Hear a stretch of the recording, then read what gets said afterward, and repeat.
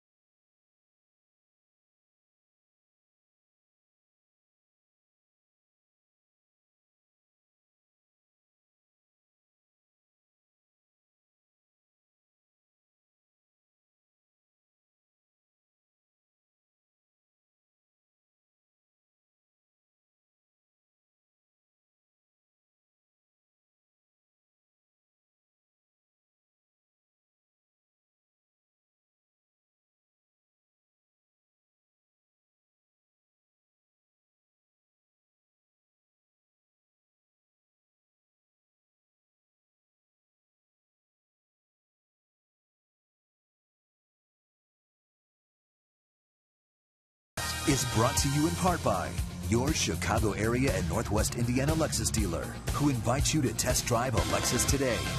Blue Cross and Blue Shield of Illinois. Through it all. BMO Harris Bank, helping money make sense. BMO Harris Bank, NA member FDIC. AT&T Uverse. Visit att.com/freeyourtv. Rethink possible. Ford. Check out America's freshest lineup at your local Ford store or at localfordstores.com. And by Southwest Airlines. Find our fares online only at southwest.com. Maybe the nicest day of the year so far. Not much of a wind, a slight breeze coming in off the lake, but a gorgeous day for Cubs baseball. Game 2 of this series. Mets winning 3-2 yesterday as they were able to hang on late after Matt Harvey gave them the lead with an RBI hit. And you knew it was going to be a tough day yesterday against Matt Harvey, who's been among the best pitchers in all of baseball so far this year. But the pitching matchups turn in the Cubs' favor today and tomorrow. The way Feldman and Travis Wood have been pitching, the Cubs have a very good chance to win this series. If they do it, it will be their 3rd consecutive series win. Cubs hold the advantage in the all-time series, but just by 3 games since 1962 when the Mets joined the National League. The Cubs have won 351, the Mets 348. Just waiting for the Cubs to take the field behind right-hander Scott Feldman. Be a fun day at the ballpark. The weather's great. There's a big spirited group of Met fans out there in left field ready to get it on. Now the Mets Southwest starting lineup. They've won their last 2 after losing 6 in a row. Terry Collins penned this starting 9. Baxter in right with his first start of the series. Murphy, their hottest hitter. David Wright homered yesterday. Ike Davis, you see what he's done at Wrigley Field, but he's been in a major slump lately. Duda, Buck, Ankiel recently signed. Ruben Tejada, the shortstop, and Jeremy Hefner, the pitcher. Defensively, the Cubs. In the outfield of Soriano, De Jesus, Shearholds. Third to first, we go Valbuena, Castro, Barney, Rizzo, Wellington, Castillo. Does the catching today for right-hander Scott Feldman. He is our Lexus starting pitcher. 7 starts, 3-3 with a 2.53 ERA. That 2.53 earned run average, good for 10th best in the National League. In May, much better. 1.23 ERA in May. So Feldman has really caught his stride here. Very, very good at Wrigley Field. He made 1 start against the Mets. That was as a Ranger back in 2008. So the current group of Mets really have had only John Buck has any significant number of at-bats against him. The catcher Buck, 3 out of 13. David Wright, the only other Met player that's ever faced. Feldman should be to his advantage. That's Manny Gonzalez behind the plate. He is now a full-time Major League umpire. He's the first full-time Major League umpire ever from Venezuela. Born in Caracas, now resides in Florida. Baker, Bellino, and Bell. Killer Bees on the bases. The Killer Bees. There's Terry Collins, who used to manage a different group of Killer Bees in Houston a few years back. He's also managed the Angels, and now in his 3rd year with the Mets. Had a good run with the Astros. A number of second-place finishes, could never get over the hump with them.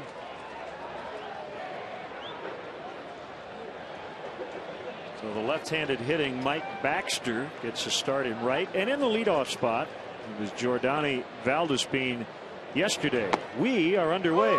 That's a strike on Baxter. He was a terrific pinch hitter for the Mets last year. He's 0 for his last 11 going into action today.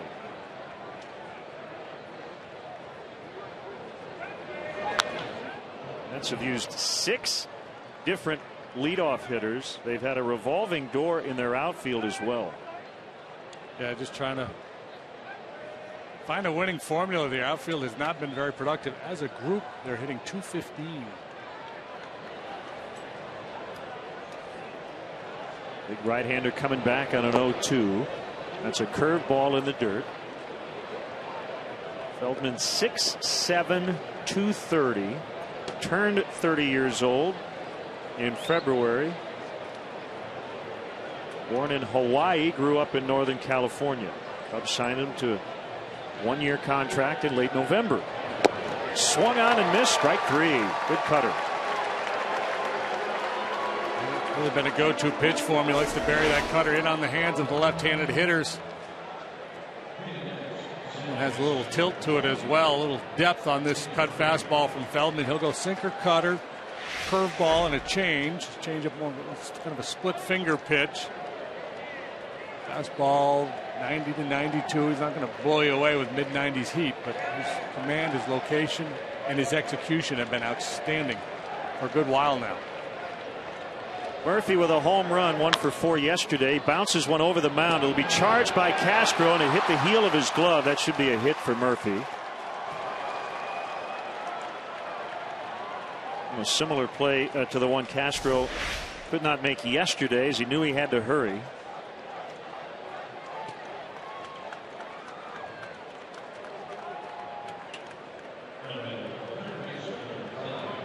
A tough chance. Certainly a play he's capable of making. They do give Murphy a hit, so he's now 13 for his last 25 after a dismal stretch.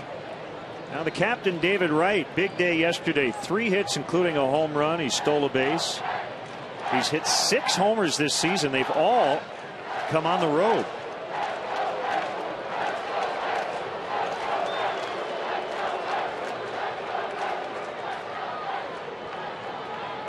And the pitch to Wright is a strike.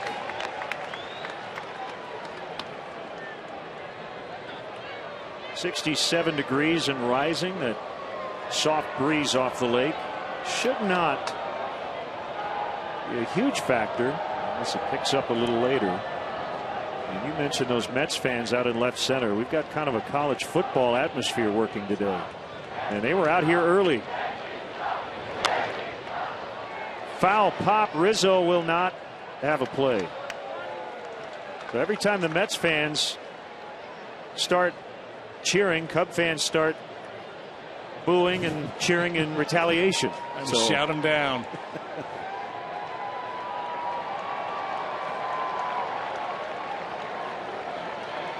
Well, I like the shirts. Got the Wrigley shirts on. Yeah, they've got the Wrigley Field logo there.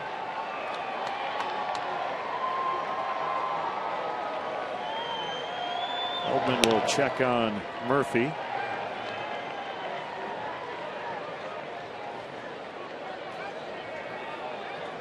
Where's Waldo? Oh, wait a minute. Well, that's a good sign that everybody's getting along out there. That's the key. Hope it looks that way in the 7th inning.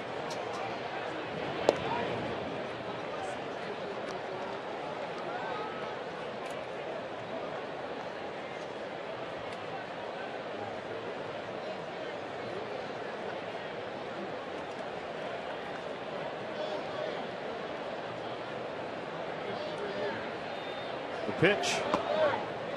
Curveball low, 1-2. I like what the Mets have going with their uniforms, kind of back to their classic blue and orange with that gray mixed in on the road.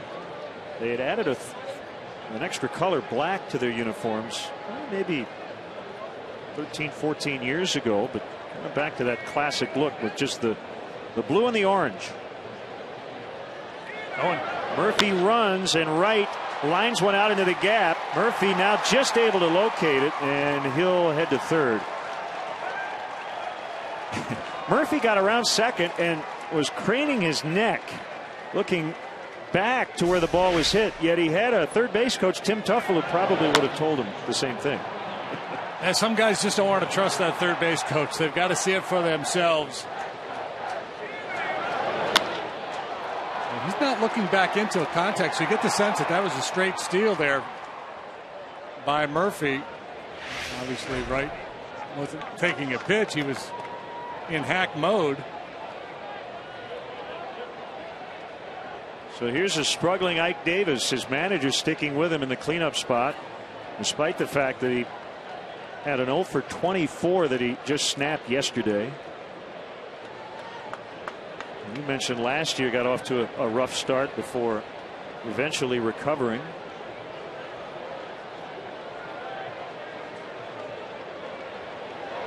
I think the other thing, JD, is just that the Mets don't have a ton of other options right now in the middle of that order. No, you know, they could hit Davis 7th if they wanted and put Duda in the 4th spot or John Buck. They've both hit for power this year. But yeah, there's not a lot of plan B's and C's for Terry Collins right now. We're just hoping Davis is able to turn it around like he did last year.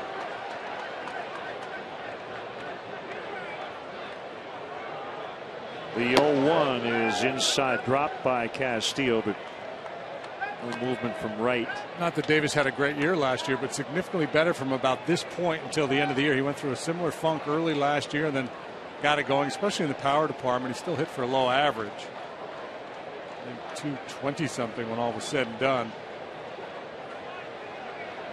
Tied for the National League lead last year with Giancarlo Stanton. 21 road homers. Ooh, that's a good pitch, Manny.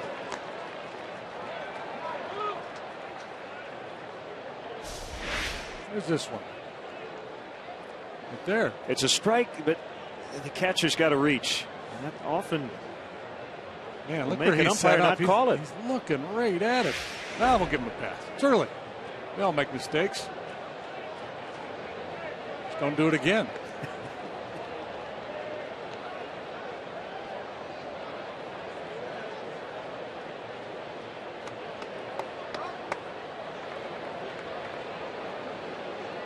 That's with an early threat. Back-to-back one-out singles.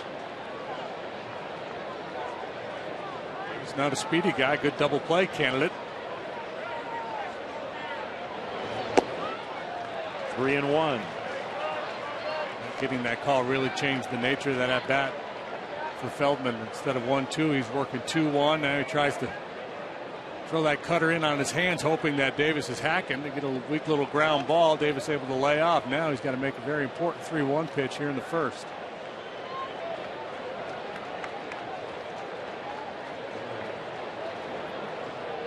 Wright takes off for second. Pop fly shallow right. It's going to be caught by Sherholtz. Murphy will hold as Wright had to scamper back to first. So that worked out for Feldman on a 3-1 pitch. He keeps everybody right where they are, 2 down. Nice job by Sherholtz. You see how he squares up behind this ball. Good strong throw, keeping it low where Rizzo is in position to cut it. That freezes Wright, who had to scramble back to first anyway, since he was moving with the pitch. Good outfielder. Trouble with the ball yesterday that proved costly.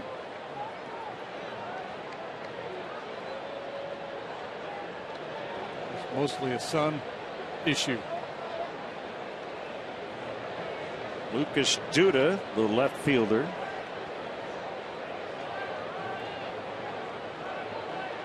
Wright runs again, and Castillo will not throw. Wright gets his second steal of the weekend.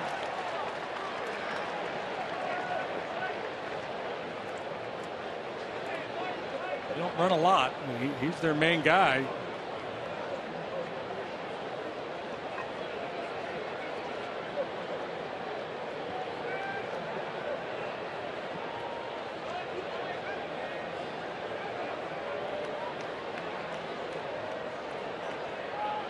So second and third now, and a 1-0 offering.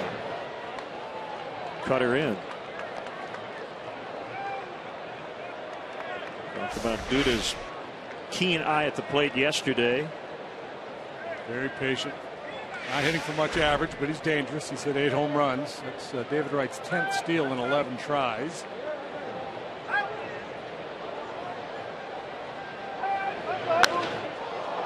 Fly ball to deep center. DeJesus already to the warning track. He reaches out and makes a grab to save a couple of runs. And then he tosses the ball into a Cubs section. Well done. Well the Mets played. fans section of the bleachers. Cubs coming up from Wrigley.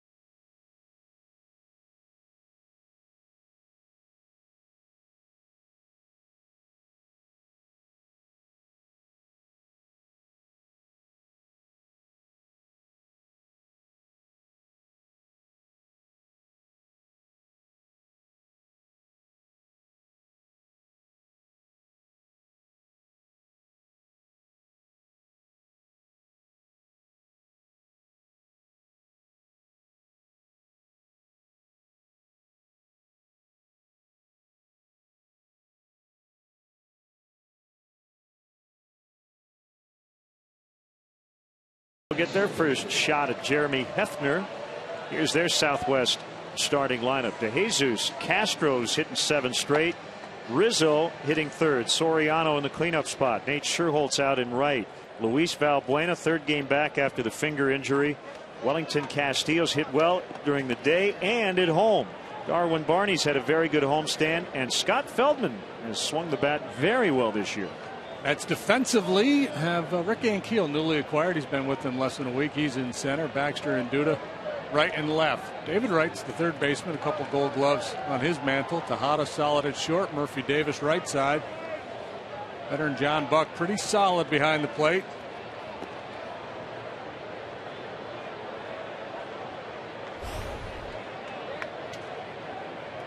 It's Jeremy Hefner, 6'4", 216 from Perkins, Oklahoma. 27 years old. 1-4, 461 for Hefner. Home runs been a big problem for him. He's allowed 8 home runs in 41 innings. That's one of the highest home run rates in baseball. Lefties have fared better than righties against him. In a big way. The batters hitting 350 against him with 6 home runs. Righties just 182. He's got a 4-pitch mix: fastball, slider, curve, and change.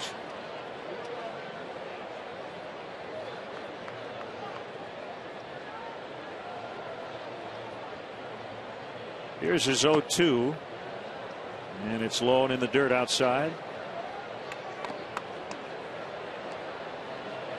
Now there's that breakdown.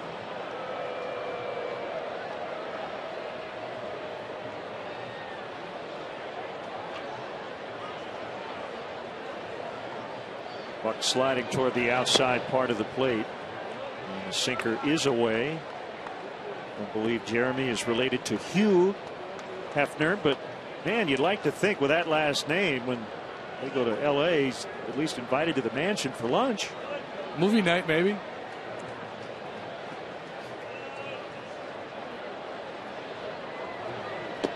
Swing and a miss. Strike 3. Good curveball there.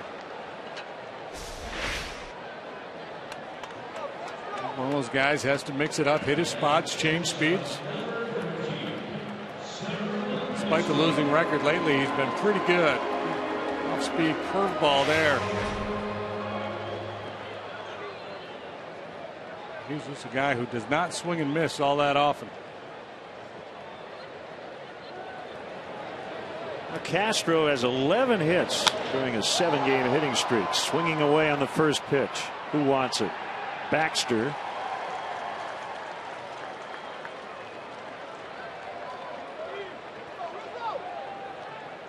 So 2 quick outs, and it'll bring up Anthony Rizzo. And not to get too personal, but I do wonder if Jeremy has a red velvet robe that he likes to wear around maybe the clubhouse before it starts. Lounge around with a pipe. I don't know if you know this. Do you know Hugh Hefner's from Chicago? You know, I just read a big profile on him in Esquire magazine a while back. I'm sure it was mentioned in there. That's where it all started. Rizzo missed that pitch by a lot. He hasn't swung and missed that much. No strikeouts in his last 35 at bats, after fanning 33 times in his previous 115 ABs. But he's down now 1-2. A couple bad swings there at the breaking ball from Hefner. I don't know if he's just guessing fastball. I just saw him kind of blinking his eyes there after the first swing and miss. And a walk to that total. 36 plate appearances without a K. Inside 2-2.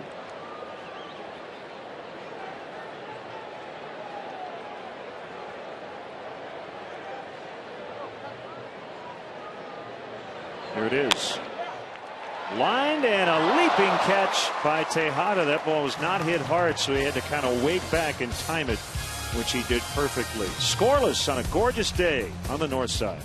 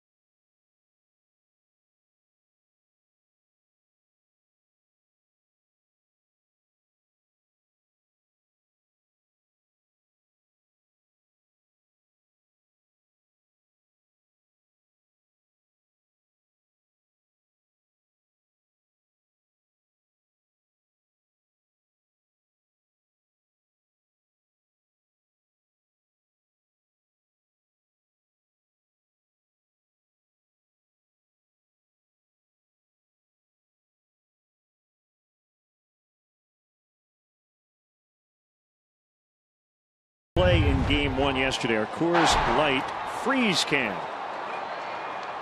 David DeJesus with a solid single to right field. Marlon Byrd came up and threw a missile to home plate on the fly. Darwin Barney was pretty much out of options. David Bell sending him with 1 out, and David could have had a mulligan on that one. He'd like a do-over. David Bell said after the game, wrong decision. It wasn't close. And the one thing I haven't seen Darwin's lead or his jump, because you think, I mean, the ball was hit hard, but you think on a base hit to right field with his speed, and he's not a speed demon, but he runs pretty well. I think it would be closer than it was at home plate.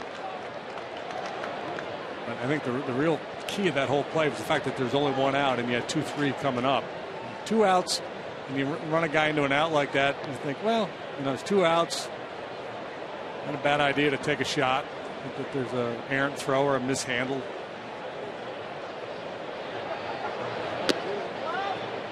Bird just happened to get off a great throw. Yes, he's pretty modest lead. He doesn't have a lot of momentum going with his secondary lead. Good shot there, good replay. And I'm not saying he would have beat it, but it would have been closer. I think his best option there was the old Harlem Globetrotter thing. Call timeout. Shtick they used to do. As you see John Buck at the plate, he's a large man, and Darwin, talking with him today, did not want to pull a Zach Greinke. When you run the catcher over, or at least try to, it's when the ball arrives kind of simultaneously with contact. But as you saw there, Buck was waiting for him. There's really no place to go.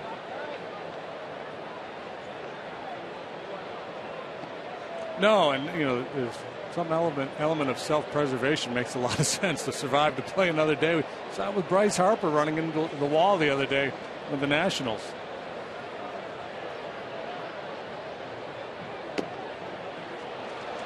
Leadoff walk to start the Mets second. Scott Feldman asking Manny Gonzalez about the location of that pitch. He feels like he's been squeezed at least a couple of times.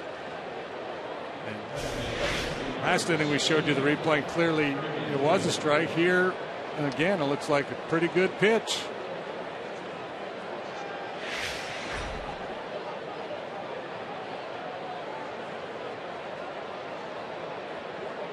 Now Ankiel is center fielder as the Cubs shift. Why, they are really shifting. Give you a look here on the right side. Valbuena is actually playing in the hole. Barney is to his right. It would be to our, the left of Valbuena from that shot. Barney becomes the pivot man on a ground ball to Castro. Well, I like it. Really thinking out of the box. Throw to first, and Buck able to get his toe in. Well, you can do this with this alignment because Valbuena is a natural second baseman. I think that certainly affects the Cubs' decision to put him over there instead of Castro. Yeah, and either way, you keep your double play tandem the same. Ground ball to Valbuena or Barney. Castro's the pivot guy. Ground ball to Castro. Barney's got the pivot.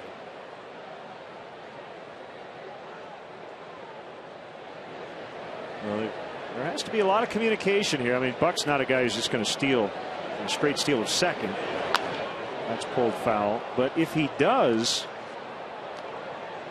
and I think I'm trying to remember who it was a couple of years ago on the shift, just slid into second and then kept on running to third.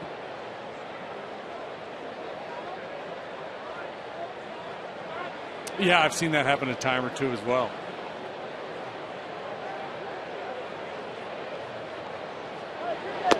Swing and a miss. 2-2 the count. So, obviously there's strategic reasons in positioning guys a certain way, because the player has a tendency to hit the ball in a certain direction. There's also the element of getting into a hitter's head. At some point in this at bat, Ankiel looked over there and said, should I push a bunt towards third base?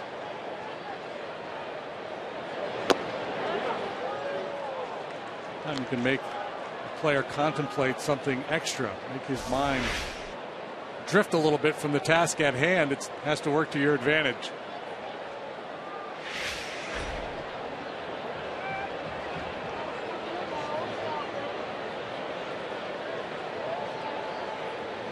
Buck runs. The 3-2 is fouled straight back. Well, it's an interesting play by Terry Collins to send Buck there. 3-2, he's counting on ball 4 or contact for Mankiel, hoping to stay out of a double play. But counting on contact for Mankiel is that's not a given. He strikes out a ton.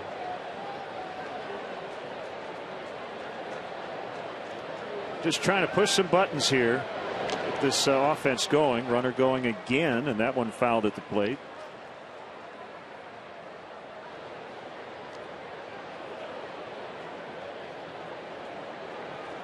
Conversation between Castillo and Feldman as they contemplate how to try to finish off Mankiel here. Rizzo maybe to check in and say, hey, vary your time a little bit. Buck gets such a big jump.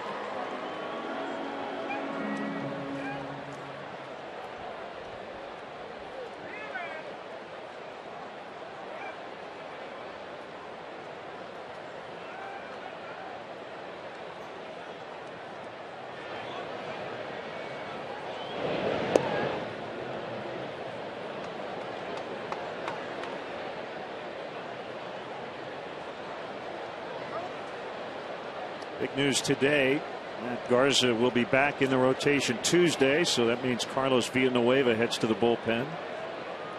Buck not running, and Ankiel strikes out. So maybe Terry Collins had an inkling on the third 3-2. Buck might have looked over after running to second base twice and said, I'm done. Shut it down.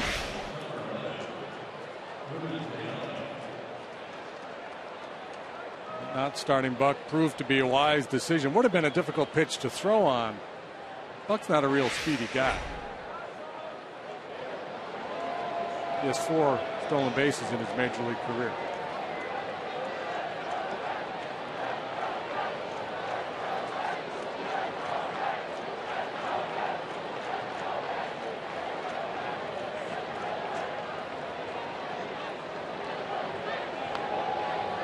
Being treated like a base stealer.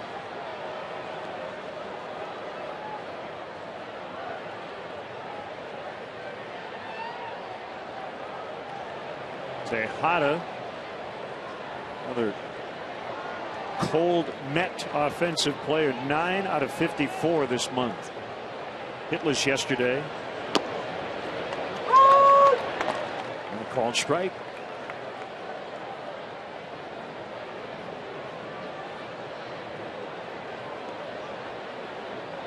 Manager has to contemplate a lot of things as a game evolves, and one of the things you have to think about is the umpire. What kind of a strike zone does the umpire have? And if the umpire proves to be tight, you've got to be thinking that you're going to be hitting in some favorable counts. Not hit that hard, and an error by Castro. Well, it's been a tough series for Starlin. It's a third ball he's dropped. This will be the first error. Might have been thinking about a double play before he even was able to handle the ball. He kind of puts on the brakes here, positions himself to start the double play. Maybe peeking a little bit to find the base runner. I don't know, but clearly a ball you got to handle. And I think he's got to come a little harder. He laid back on that ball. Just go ahead and come and get it.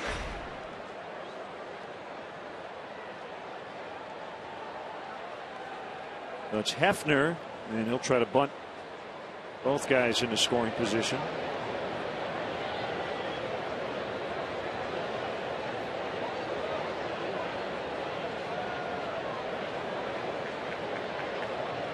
Eventually.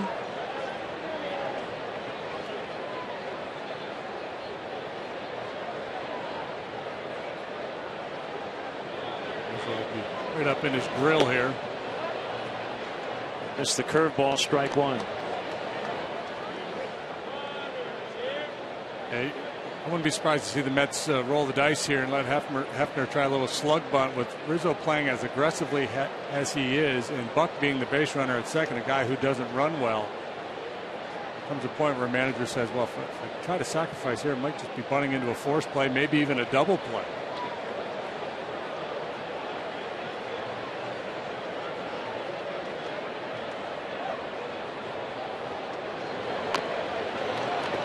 Pretty good job right there with Rizzo breathing down his neck. That'll go 2-4 on the sacrifice.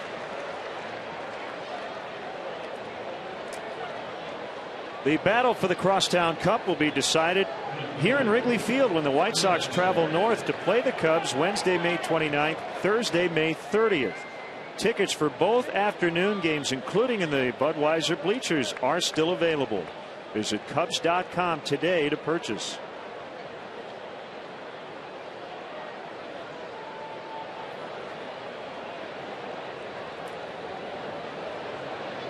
Baxter with runners at second and third, 2 outs. He struck out to start the contest.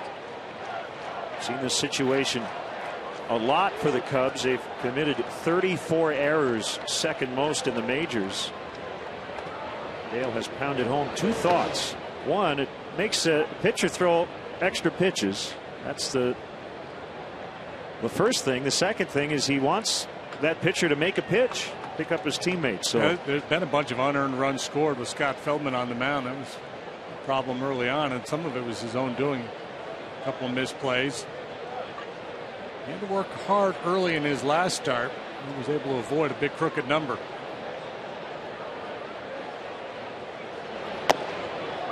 It's a strike. It's 1-1.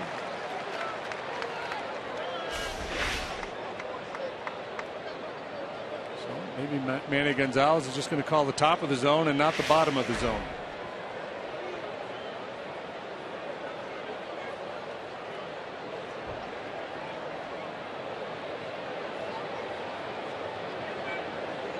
Feldman ready, and he throws, and it's a backdoor curve that missed. Well, Johan Santana on June 1st of last year threw the first no-hitter in Mets history.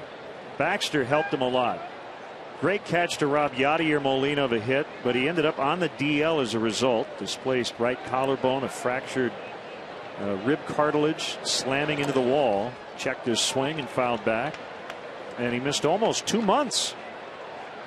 But still a great moment for a guy who grew up just minutes away from old Shea Stadium, current Citi Field. Whitestone, Queens. He was given some kind of a state resolution in this state house, the local senator, for heroic actions during the Johan Santana no-hitter.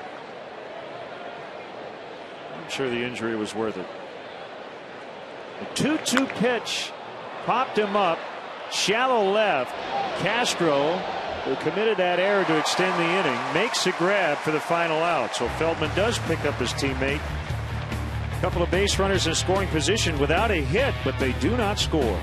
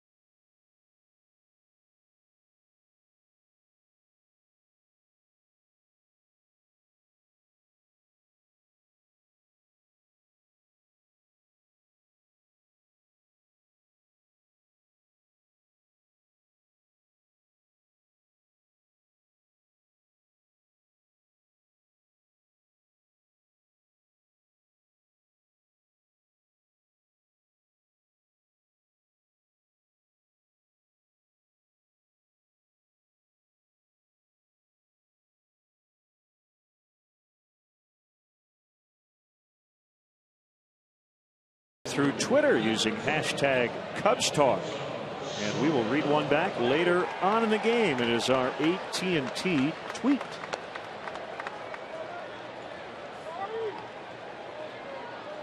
Let's take a look around baseball. on this Saturday, May 18th.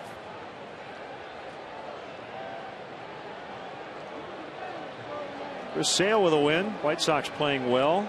They've won 4 in a row. Paul Goldschmidt with 4 hits, 4 runs, 4 RBIs, and a win at Miami. Justin Upton, his major league leading 14th home run,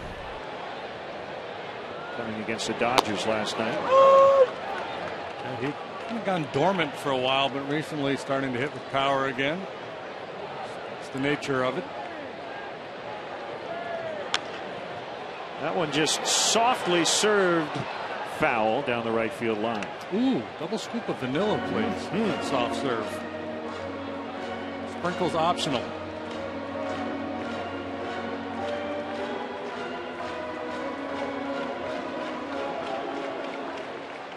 It'd be nice for the Cubs to put a little pressure on Hefner here. Feldman's had to work awfully hard these first 2 innings.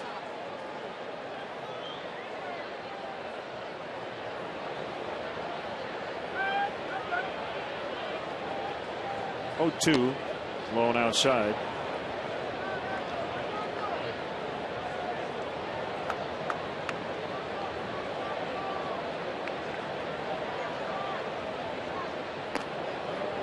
Talking with Alfonso about Matt Harvey yesterday, and he said something, and he had the lone RBI hit for the Cubs against him.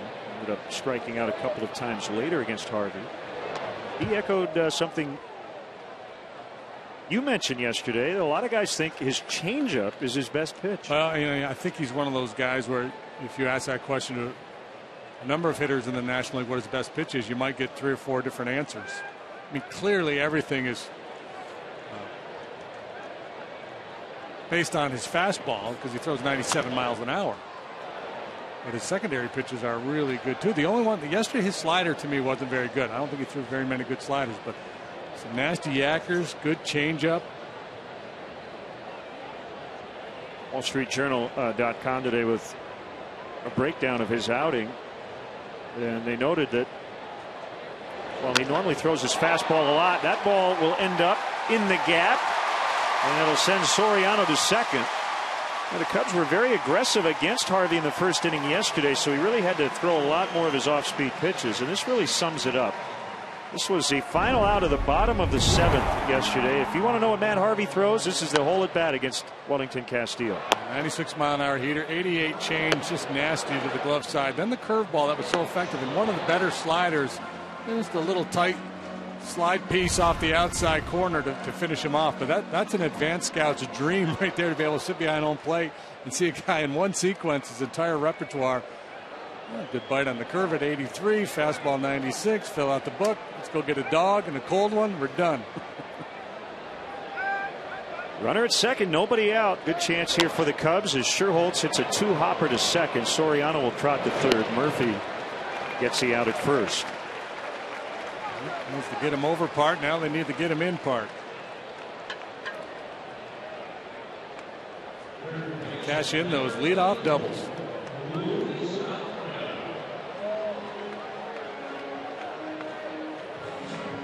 Getting the double has not been a problem for the Cubs this year. Getting him in has been. Better late.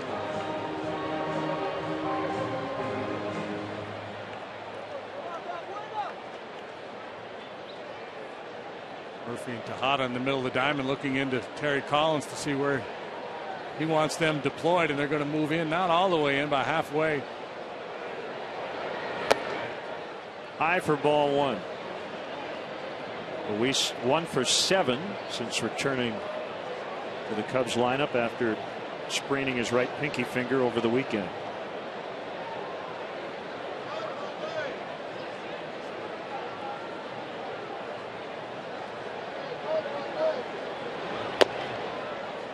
Inside 2-0.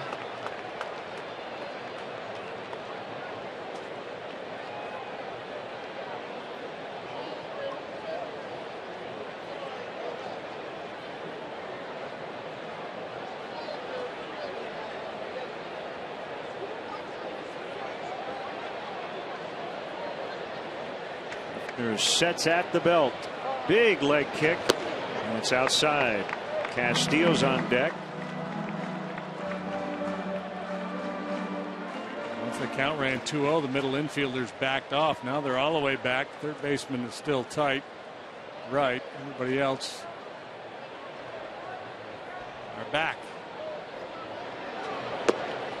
That's a strike as Valbuena thought it was ball 4.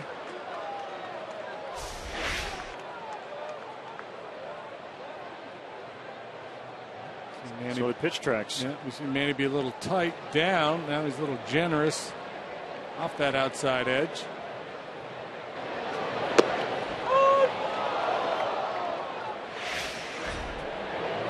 You can see why he would think that's a strike, though. The way most umpires set up, they set up inside the catcher, and they're looking across on an angle to see that outside part of the plate.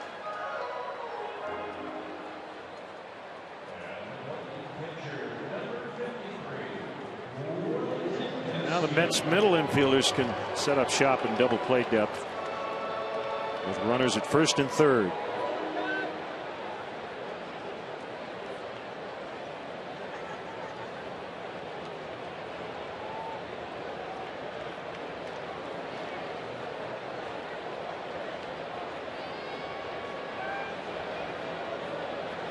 Valbuena runs.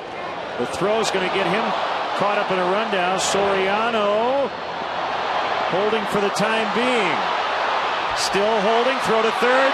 Oh, he got in. So ultimately, nothing happened. No, a whole lot happened, but nothing happened. Oh, that was fun. You don't even have to put anything in your scorebook. Yeah, Valbuena slams on the brakes. He knows he's got no chance. It's kind of fun here, and Murphy loses track of where Valbuena was. And then they take a shot at Soriano, headlong back into third base. Ooh. About as close as it gets. So, ready for an 0-1. That's the kind of play where you're just glad you're doing TV and not radio. You're trying to call that, describe that as it unfolds.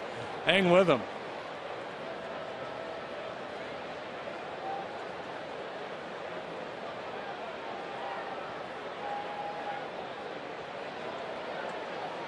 Oh, 2 on Castillo. The pitch would not chase.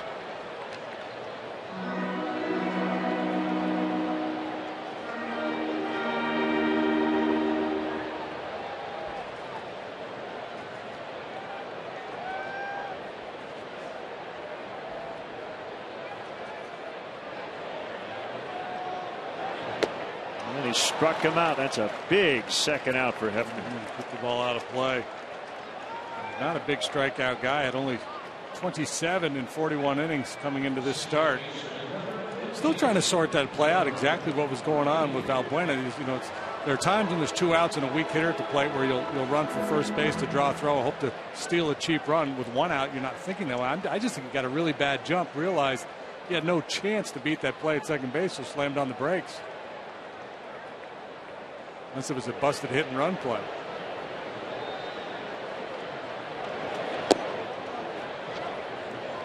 One and nothing on Barney. Yeah, that's a possibility. Castillo swung and missed on that pitch. On the homestand, Barney 6 out of 14 with 3 extra base hits, 4 runs. Got away with it. And that's why a lot of managers, you know, old school baseball used to teach on a hit and run play. Well, you don't want to get picked off. The burden's on the hitter to put the ball in play. So don't worry about getting a big lead. Don't worry about getting a big jump. I've talked to a lot of managers that kind of poo-poo that and say, look, in case we get a swing and a miss, get a good lead, get an aggressive jump, go like you're trying to steal the base. Don't be an automatic out, right, on a swing and a miss. Yeah. 1 and 2. Well, go ahead, you know. You've got your piece of it. He's got his piece of it.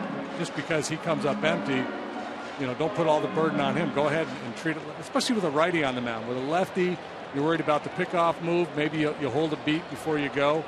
With a right-hander on the mound, I think as a base runner there, you should treat it like a straight steal.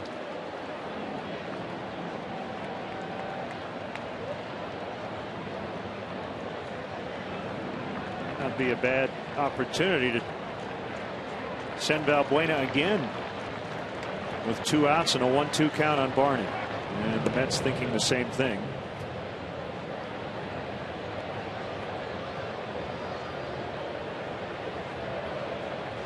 Already had a dress rehearsal for that play.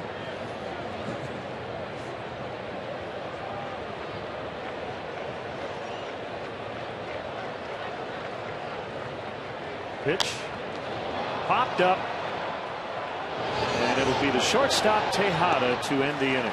Leadoff double by Soriano, but the Cubs do not convert. To the third, scoreless.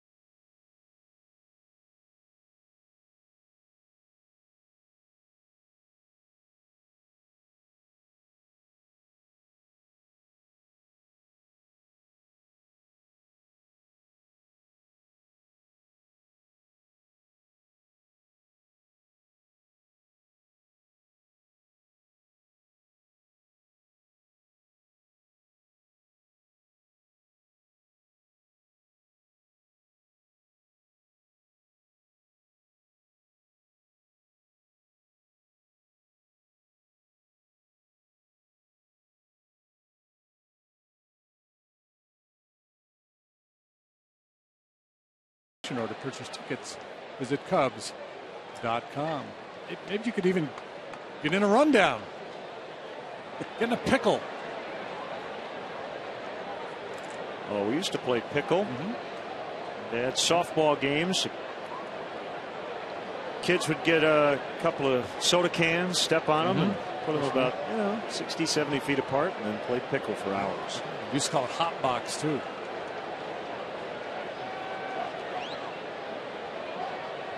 Amazing how much time you could spend. Get creative.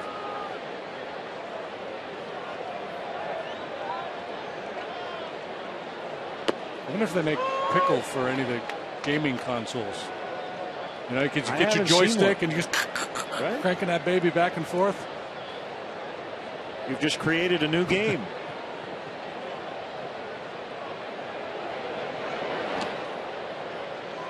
One and one to Murphy. He singled in the first.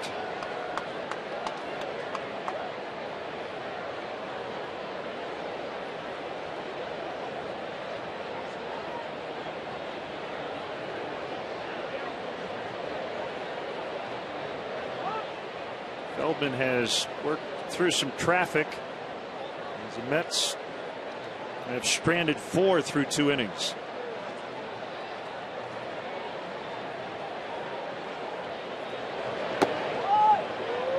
The inside edge.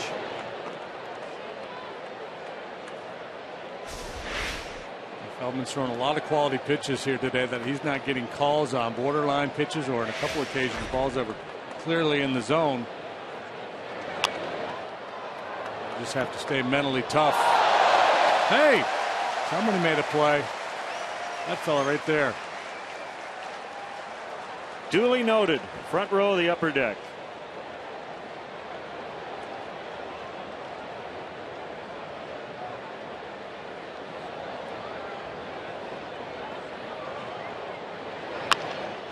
It's not where Castillo wanted it. He wanted Feldman to throw that pitch down around the ankles.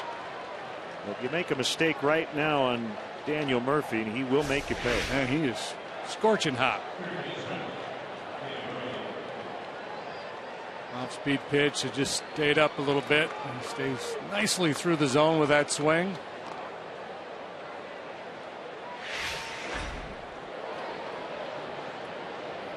So now Wright, he and Murphy have combined to go 3 for 3 early on against Feldman. Mentioned yesterday, Wright named the Mets captain. So I asked him today, where's the C on your jersey? He said, well, we talked about some different possibilities, but I just didn't really want to stand out. That's a very David Wright type move. Happy to be the captain, but he did not want that letter C on the jersey. And a few teams do that. The Cubs have done it in the past. The Yankees most notably. 12 or 13 guys have made captain over their long history. Did you have a captain on any of your Astros teams? No, I never played on a team with a captain.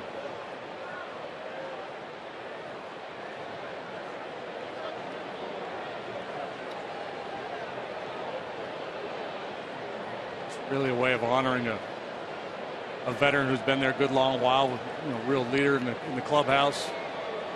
Generally, that's the thinking. I'm pretty sure Paul Konerko is officially the captain of the White Sox. If not officially, he's been the unofficial captain for a while. And Jason Varitek comes to mind, and recently with the Red Sox. He gets to pick first in the pickup games. Right. He's the captain. 1-2 on the way, and a called strike 3. Right, headed to the dugout before Gonzalez called it.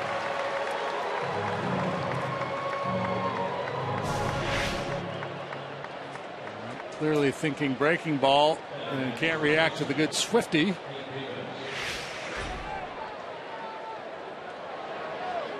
back and check that scouting report and say, they told me he would throw me a breaking ball, 1 ball, 2 strikes, 82% of the time.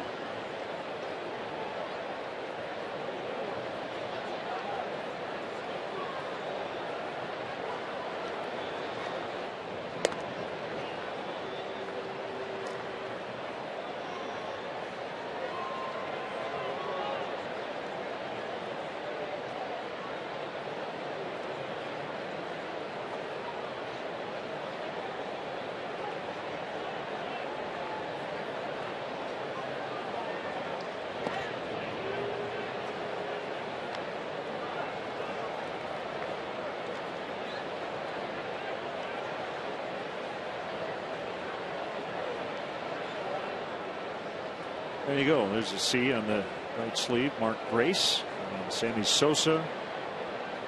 Don Baylor named 4 co-captains years ago. Murphy got a pretty good jump, but he's going to be out. Castillo gets him.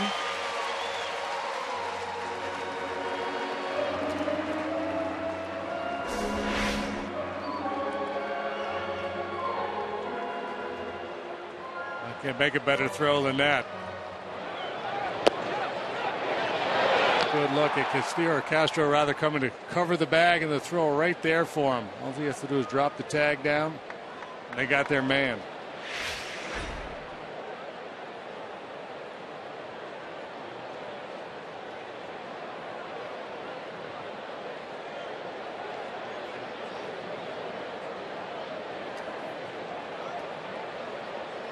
So a 1-0 pitch, and Davis clubs it foul down the right field line. It's the first caught stealing with Scott Feldman on the mound this year. Base runners had been 8 out of 8. Big Scott out there. Big long right-hander. These guys are typically fairly easy to run on. He gave his catcher a chance, and Castillo made a great throw.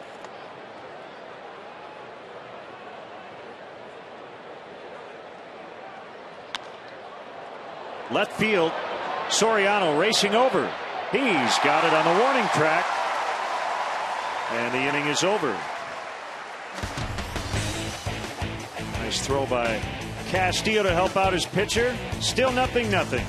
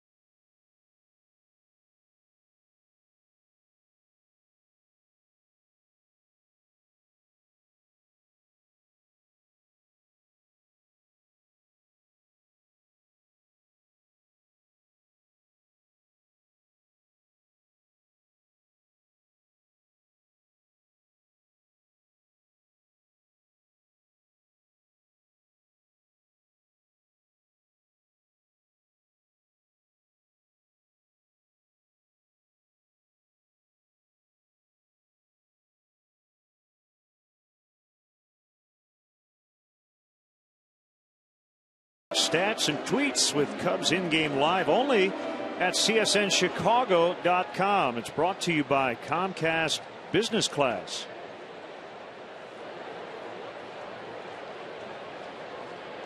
Back to business here. Scott Feldman in his first at bat. He's 2 for 17, but he's had some good swings. Knocked in a couple of runs. Hefner's 0-1 is low and outside. Other early action today. Yankees leading the Blue Jays 3-0. They're in the top of the 4th at Yankee Stadium. Home run for Robinson Cano. Feldman, it's a slow roller to Murphy. One away. Chicago Cubs baseball summer camps offer children ages 5 to 13 of all abilities the ultimate major league experience for 7 one-week sessions in various Chicago area locations. Join fellow teammates for a week of top-notch baseball instruction, exclusive access, and unforgettable moments. Visit Cubs.com/camps to sign your future Cub up today. Weather turning nice. Thoughts turn to summer vacation, summer camps. Sounds like a lot of fun. And the Yankees put Andy Pettit on the DL today. There's more injuries for them. First place Cleveland Indians. They go in to today tied with Detroit atop the AL Central, leading Seattle 1-0 in the 3rd. 6-3 winner in 10 innings last night. Jason Kipnis, Chicago area native, with a 3-run homer to win it. Kipnis from Northbrook, pride of Glenbrook North High School. Fouled away off to the left. 0-2 on David DeJesus.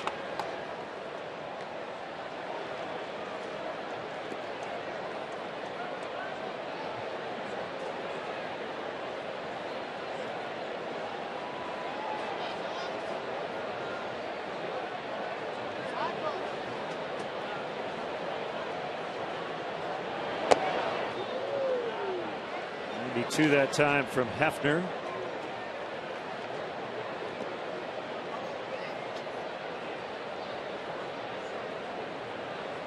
Hefner was taken by the Padres in 07 out of Oral Roberts University in the 10th round. That's got him on waivers from the Pirates prior to last year. Swing and a miss. He got him. Got David's number here. This afternoon, we talked about the damage left-handed hitters had done against Hefner coming into this start, but DeJesus has now been able to solve him. Got on a curveball last time. This is a slider down and in to get him.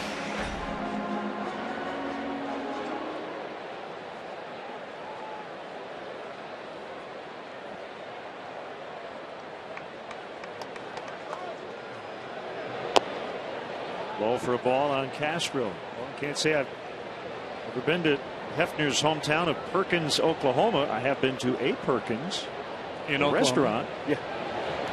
No, I haven't even been to a Perkins in Oklahoma. I don't think I've ever passed through the great state of Oklahoma. If you do, you got to go to Muskogee. Okay.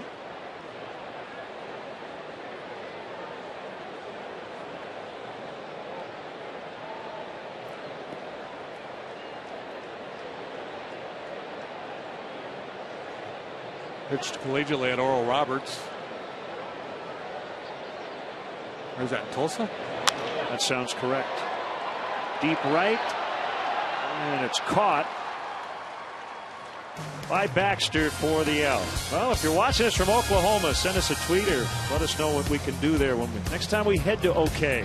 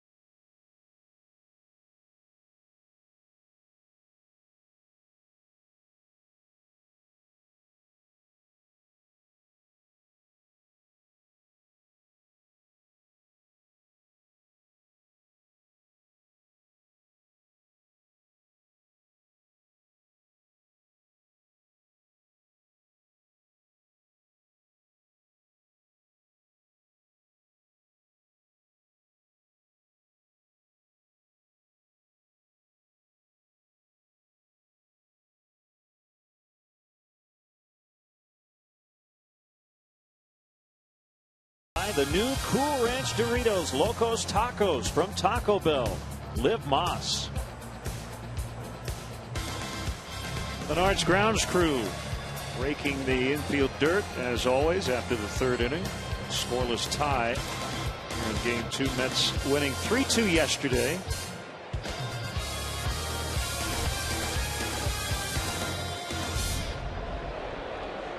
Duda, Buck, and Keel for the Mets.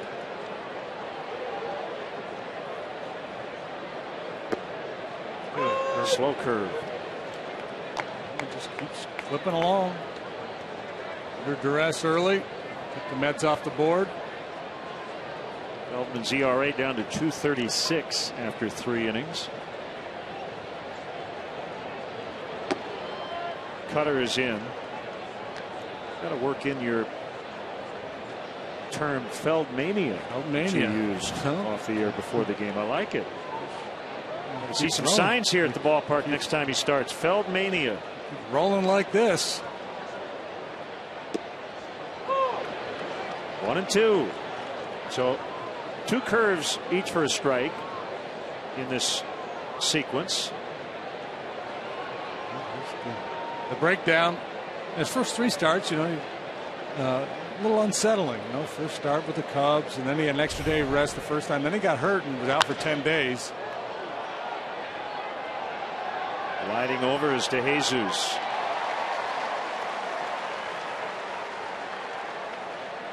Bring up John Buck.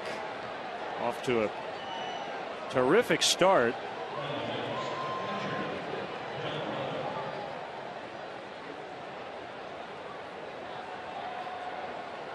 Firestone Complete Auto Care Extra Mile Index leads all major league catchers with 31 RBIs. He's tied for first in home runs as well. I want to say Arancibia. JP? Yeah, JP Arancibia, the other catcher with 10 home runs.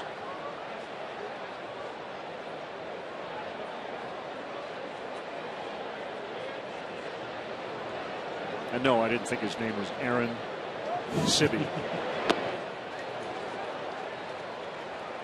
0-2. Buck's best home run year. It came in Toronto 2010. He hit 20 bombs that year.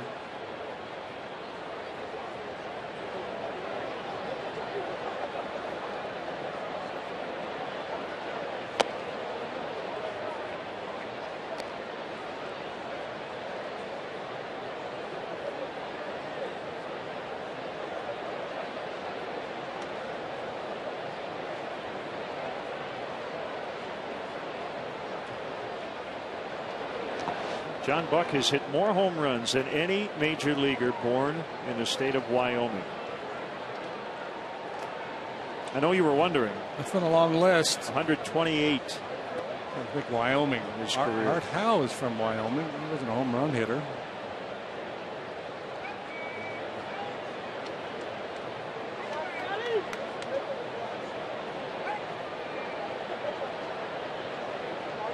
Mike Devereaux, second on the list with 105.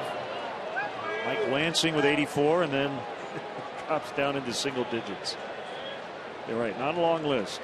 Also, that's right. Art was from Pittsburgh, went to school in Wyoming. Okay. Yeah, he is not on the list. Yeah, he's Tom Browning. Tommy Browning was born in Wyoming.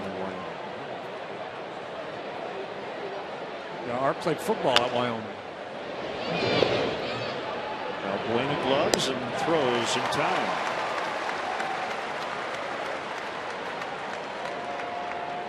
Not a lot of ground ball outs for the sinker baller Feldman so far.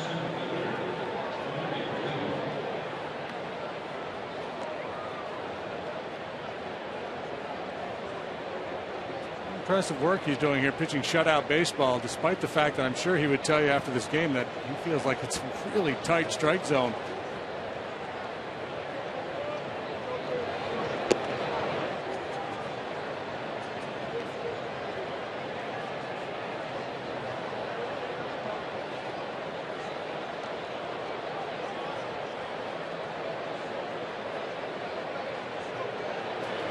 We don't want to slight Oklahoma, since we just talked about Jeremy Hefner's home state. Mickey Mantle, the all-time home run leader among Oklahomans. But you've got a lot of Hall of Famers. 3 of the top 4 in home runs from Oklahoma are in the Hall. Mantle, Stargell, Bench. Joe Carter's third. Ankiel breaks his bat as he pops out to the third baseman Valbuena over on the second base side. 0-0 in the fourth.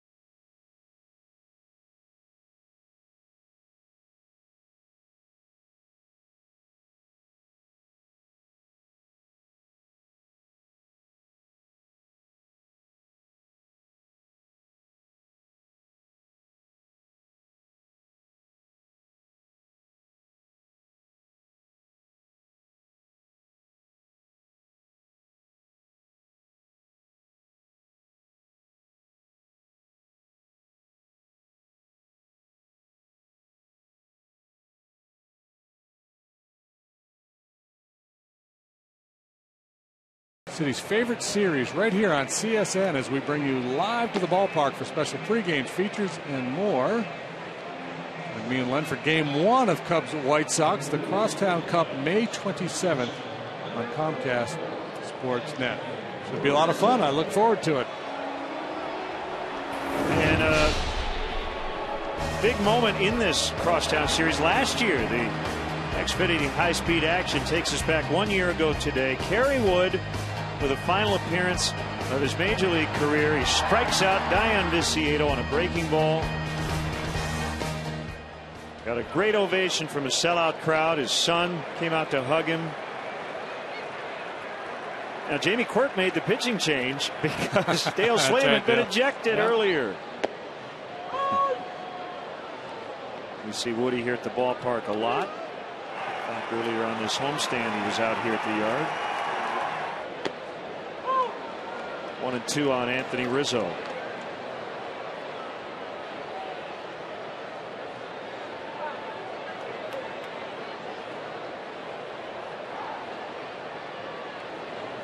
Hefner's pitch. Sliders inside.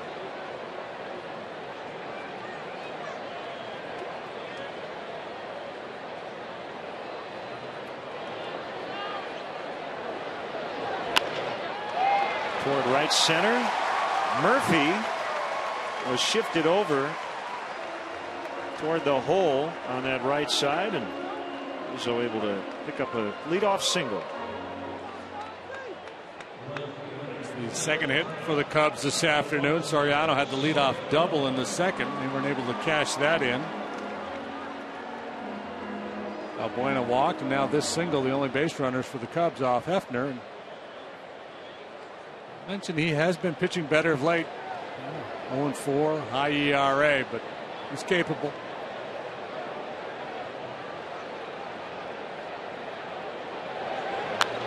Fouled back by Soriano. 376 home runs, currently tied with Carlton Fisk, who's 69th on the all-time list. Next up, Norm Cash, Jeff Kent for 67th. Be with his next home run.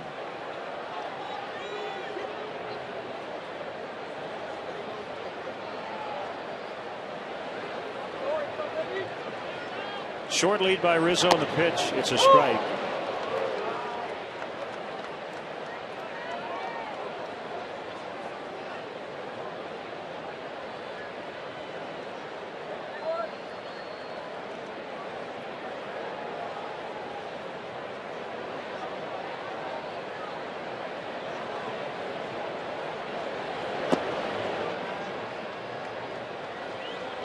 Dylan G and Travis Wood will go tomorrow to wrap up this series. G 2-5 with a 6.13. Wood 4-2 with a 2.03.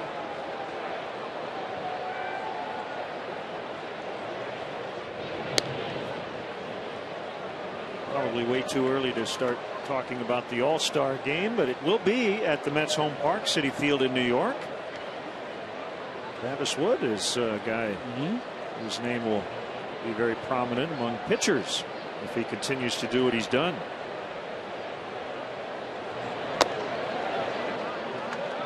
Two and two. Been a lot of very good pitching performances so far this year. The pitching numbers really good, but Travis Wood takes the backseat to few with his performance so far.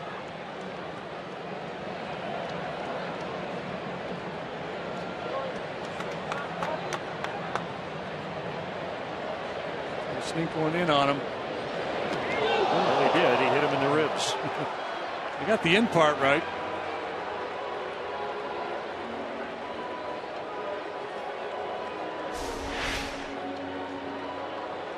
Didn't want to make a mistake and leave it out over the plate, so this runner just keeps on chasing Soriano. A little rib shot. That doesn't feel very good at all.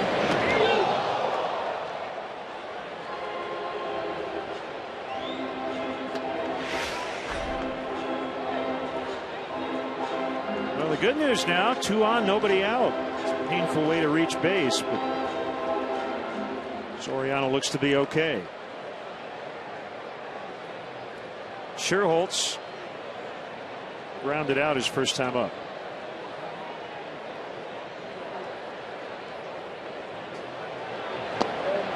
Outside for a ball.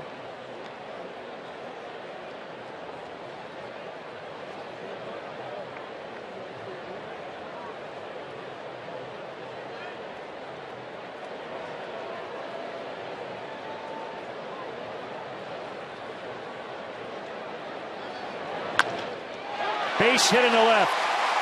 Rizzo will be held with nobody out by David Bell. They're loaded up for Valbuena. I've seen a lot of that already from Nate Shearholtz. Getting that pitch out away and just pinging it to left field. So 2 for 13 on the homestand prior to that swing of the bat. That's good approach. Stays right there. He's going to do just fine. Big opportunity now.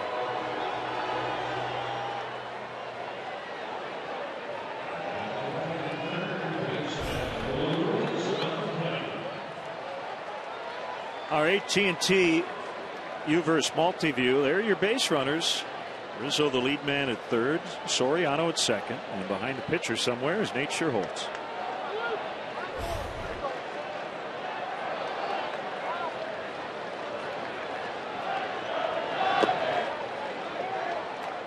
Third ball for ball one.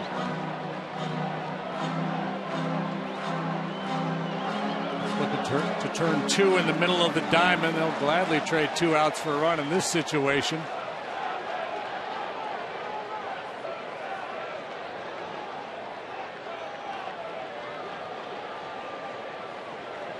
The pitch fouled away.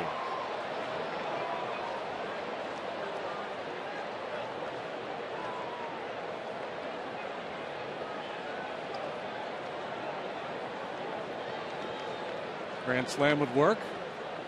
He's had one of those. Settle for a 2-run single.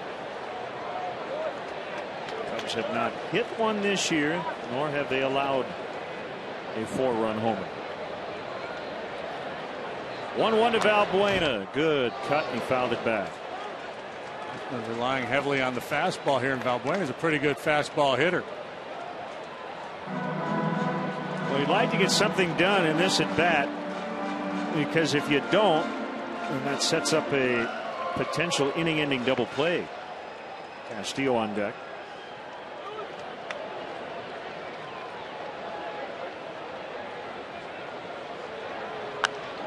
High in the air to right.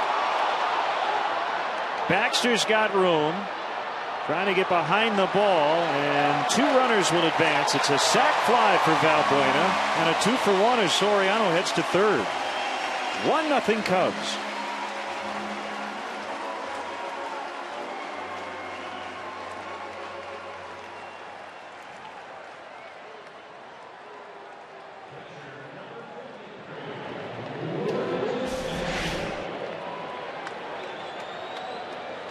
Show it to you in super slow motion. Trying to go down and in with a cutter or a slider similar to the one he got David DeJesus with in the third. Just couldn't get it there. And Valbuena gets it airborne to right. The Cubs have a lead.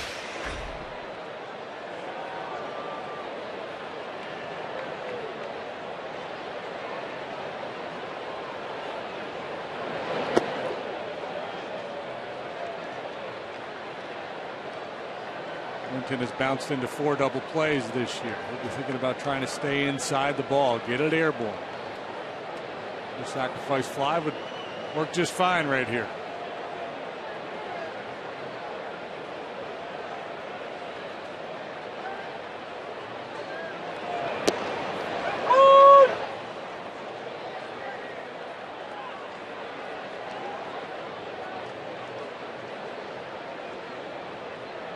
One and one the count.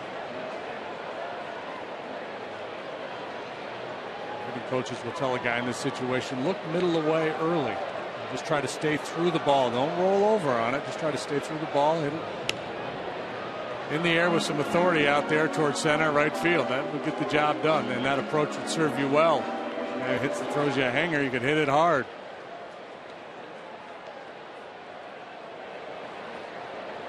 Baseball Prospectus keeps an updated run expectancy matrix. So far this year, teams have averaged 2.24 runs after the bases were loaded, nobody out. And they get their 2. Castillo with a base hit. Soriano is in. 2-0.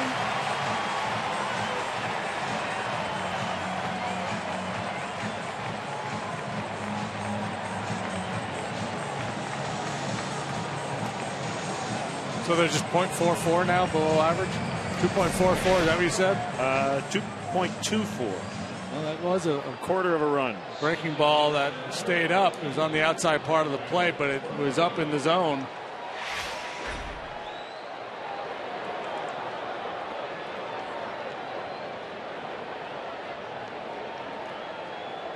We talked about it on our broadcast this year about that run expectancy, the idea of getting a run, but in terms of how many runs, it's all about outs. The base running situation matters, but it is way more important to get those guys on with nobody out. If the bases were loaded with 2 outs, teams score under a run per inning in that situation. 0.709 this year, but well over 2 with the situation the Cubs just had, and they've been able to convert. Well hit, and coming over will be Ankiel to make the catch. Runners will head back. 2 outs, and it's the pitcher Feldman now with a 2-0 lead to work with.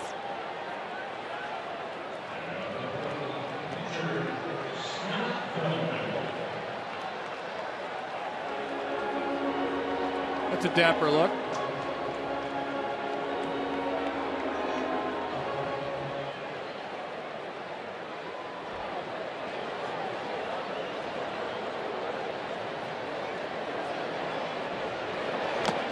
Good swing. Well, we often talk about the sacrifice bunt, and this season you get a runner on, nobody out. Teams have scored 0.83 runs. With a runner at second and 1 out, it's 0.66 runs. So in other words, you score more runs by just swinging away, not giving up that out for a base. That's why. And that usually holds true. Yeah. Right? Yeah, and that well, obviously, once you start giving up outs, the likelihood that you have a big inning goes way down. So you give up that out to move that guy to second base, so the chances of having a big inning go way down. So the bunt really, to me, is it's a pitcher, or a real weak hitter, or late when you just need a late one. Game, 1 run play. That's deep, and Baxter won't catch it. The Cubs are going to get a couple of runs. Scott Feldman with a 2-run double. 4-0. Feldmania is alive at Wrigley Field. The big guy comes through again. Who knew? After all those years in the American League that Feldman could swing like this. He had a good rip at that first fastball. He fouled off. This time he goes down and gets it. Breaking down that back leg. That's a good looking swing.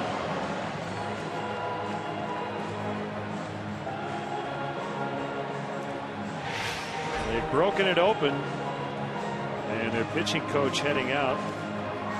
It's Dan Worthen.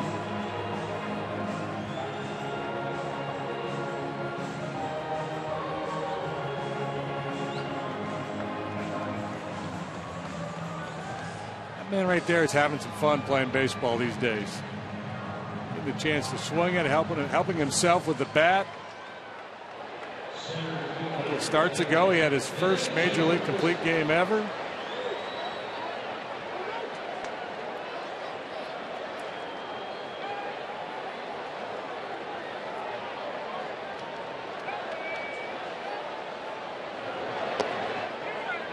Oh, for a ball on to Jesus. Big 4-run fourth.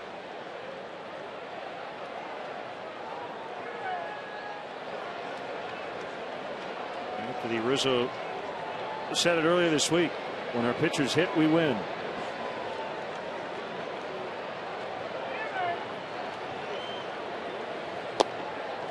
Could you hear that in the visiting clubhouse, that meeting? Hey, we got to shut down their pitchers hitting, and then we'll beat this club. Say what?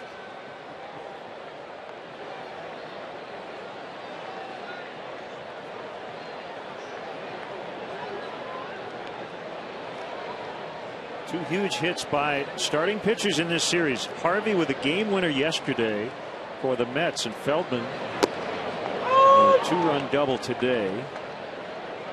No, it doesn't happen all that often. That's what proponents of the DH say. A righty and a lefty up for the Mets. Marja hit the 2-run home run in his start against the Rockies the other night.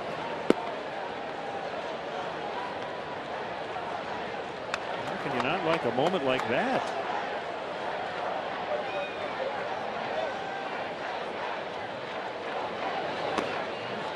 Three and one. There's obviously the strategic component of it when the pitcher's in the lineup and you have to decide whether to pull him, hit for him, things of that nature. But two, a guy that can handle the bat and has a chance to stand out above other pitchers. That's, to me, there's value in that. Fun part of the game.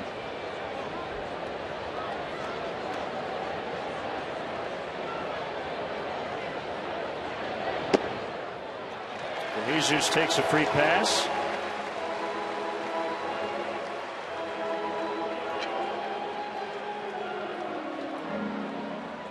Collins trying to get Buck's attention to go out and talk to Hefner. Make sure their guy is ready. Yeah, they're going to go out and talk and likely make the move. And this is the same deal here. Hefner scheduled a bat second in the 5th inning. They were hoping to get him through this inning, but I don't believe that's going to be the case. How about this one? Not only are the Mets 0-7 when Hefner has started, they are 0-8 the game after a Matt Harvey starting assignment. It feels like he's been their oasis this year. The Mets are 16-23 on the year.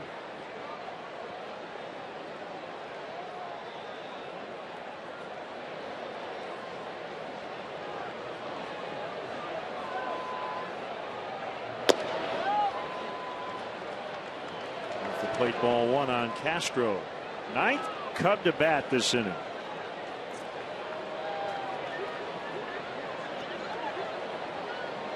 Garland with a real good swing last time. Deep drive to right field. Baxter was able to run it down.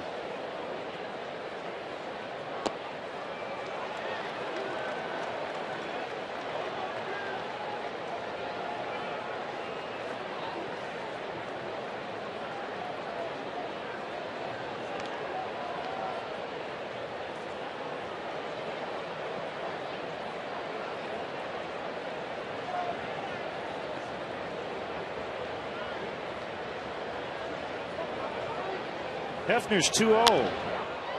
Popped into right. This is going to be the 3rd fly out to right for Castro today. But his teammates helped plate 4. 2 of them coming on the Feldman double. It's 4-0 Cubs.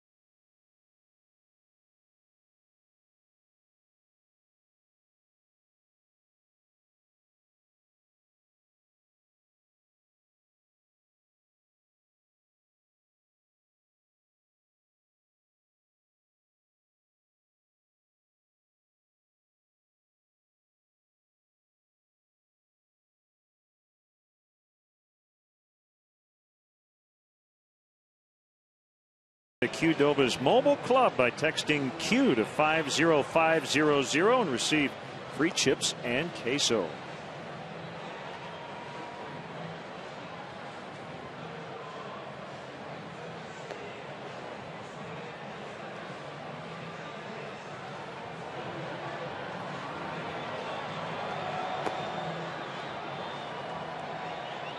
It's 4-0 as Feldman gets ready for the 5th. He's able to tiptoe around a sticky situation in the first and settle in. He's got the Mets off the board. Now he's got a little room to operate, a little breathing room, and he's got the bottom of the order up. Tejada, the 8-hole hitter, will get things started. Looks like Marlon Byrd out to pinch hit for Hefner. Well, whether the Cubs are home or on the road, guided tours of legendary Wrigley Field are available. They include visits to the press box, clubhouses, dugouts, as well as a chance to actually step on the field. This must-see Chicago attraction houses almost 100 years of history. For game days and non-game day schedules, or to book your tour, go to Cubs.com/tours today.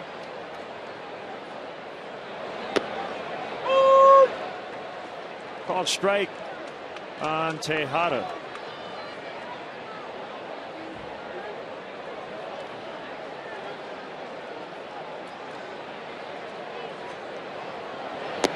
Going outside.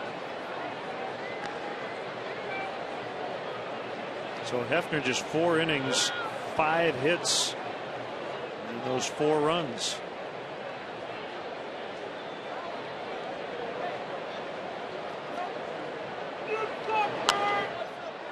Out off to the right. Nice to get this one and then win the series tomorrow before heading off to Pittsburgh and Cincinnati. 2 clubs that are playing good baseball. They're really good in their home ballparks. Collectively 30-14 at home, the Pirates and the Reds. Up and in on Tejada.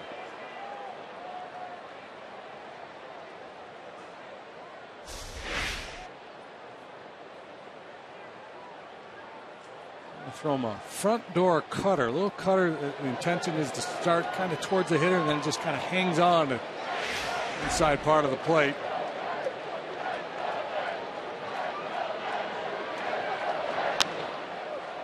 Lazy fly center field. DeJesus battling the sun, makes the catch.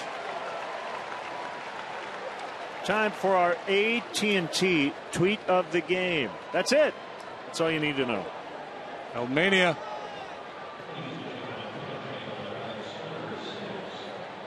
You're already writing the newspaper's headlines.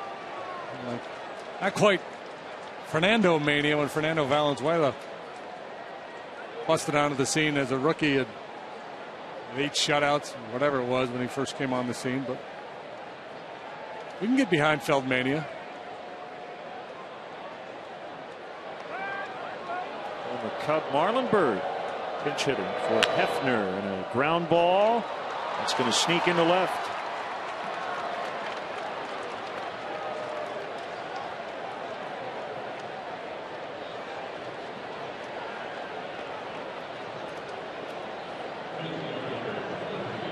Bring up Baxter.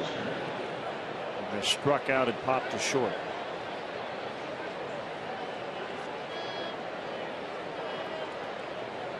So we're going to see a lot of the Mets bullpen coming up. Looks like it'll be Robert Carson in the bottom of this 5th inning.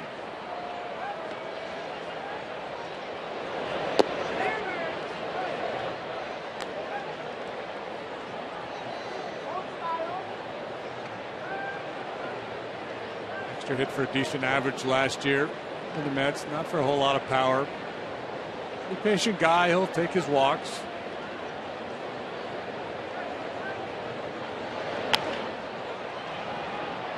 One run in for Sherholtz. He won't get there in time, and Baxter just snapped an 0 for 13. And the Mets here rallying with 1 out, 2 on for Murphy. Yeah, tough read there for Marlon Byrd with that little humpback liner in the shallow right. Couldn't afford to go too far and possibly be doubled off first base, but Had to go far enough where he could beat the throw to second, and you see exactly what I'm talking about here. Off the bat, he reads it, and then ultimately decides he better get on into second base. Almost made it relatively close.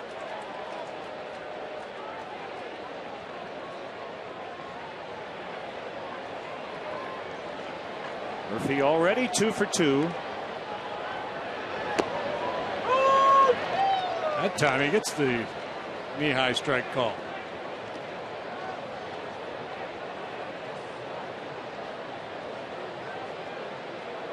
Murphy came in 9 games at Wrigley Field, hitting .353.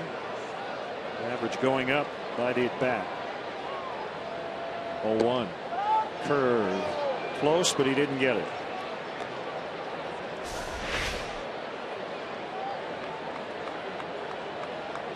Still holding it a good long while there, trying to buy a call for his pitcher.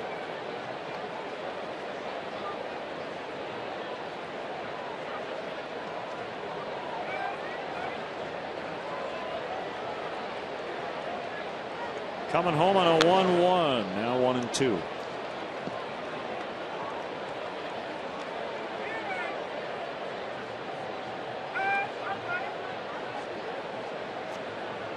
You see the Mets coming up next month.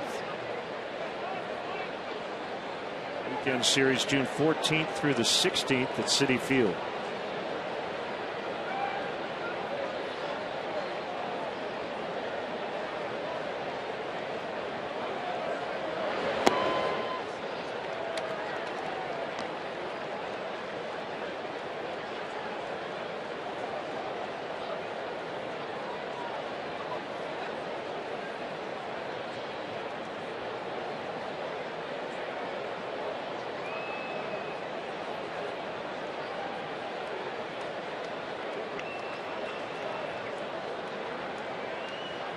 Swing and a miss. He got it.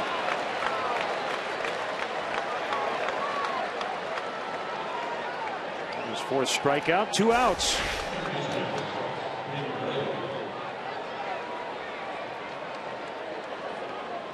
Ball's been a big pitch for him.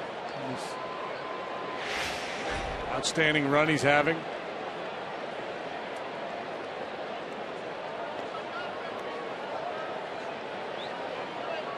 This is the best stretch of his career. He's allowed 2 earned runs or fewer in 6 consecutive starts for the first time in his major league career.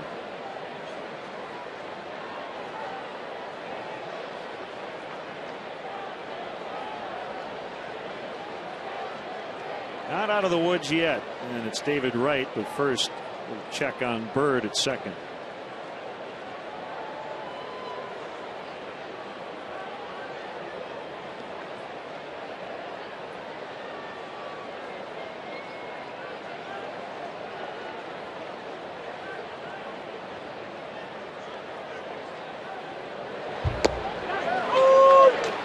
Ball in there.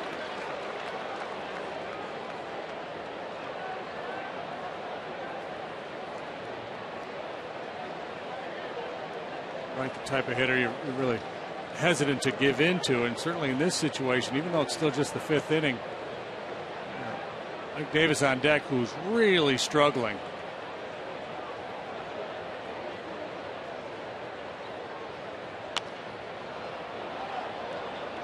Made 2 quality pitches to get the jump on David Wright. Good breaker to get him started, then a cutter off the outside corner.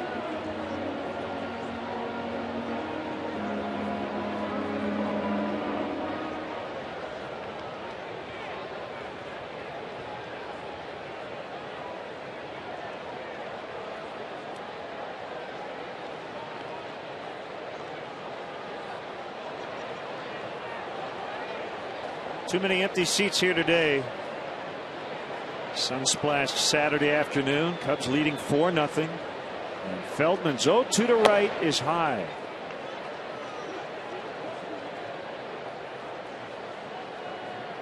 Changing the eye level with that high fastball, right?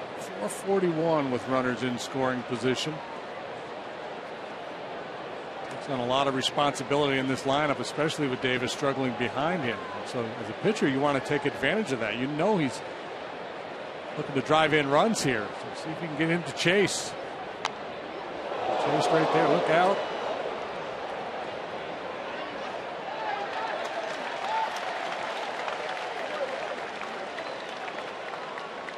Way up fastball, way up and out with a cutter.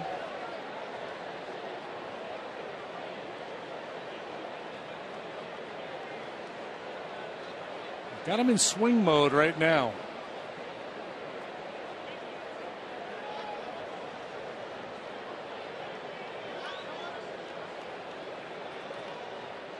Get it in there.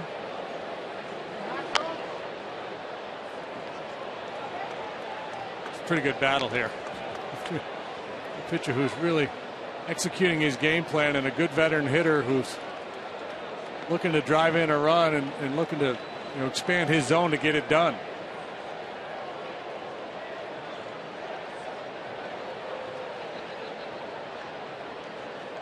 Hate to make a mistake with the breaking ball here, but maybe a kind of shortened curveball, one you bounce right on home plate. You might be able to finish him off with that. Oh, got him. And a breaking ball way out of the strike zone. And the Mets strand a couple. The Cubs now a chance to add on against the Mets bullpen. Feldman with his 5th strikeout. He's been terrific.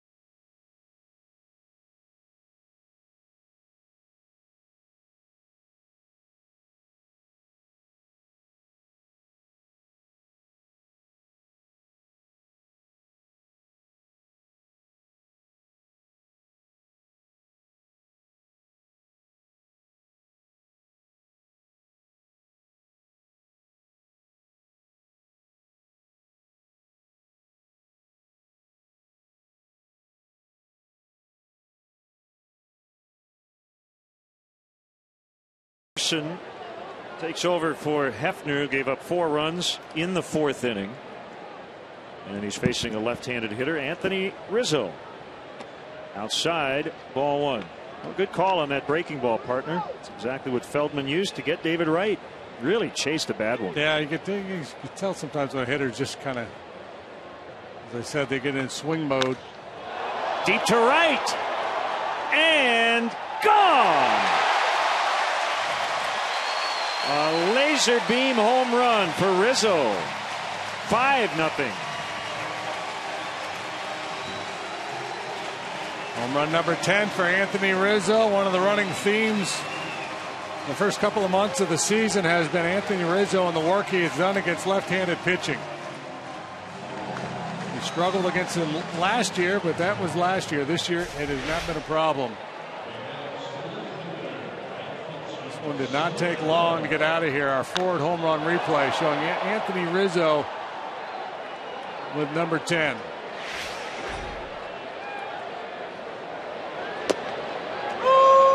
Strike called on Soriano.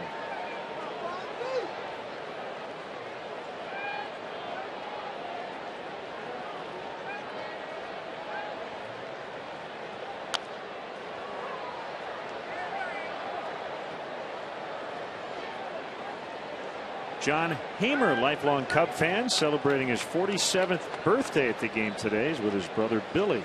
Happy birthday, John.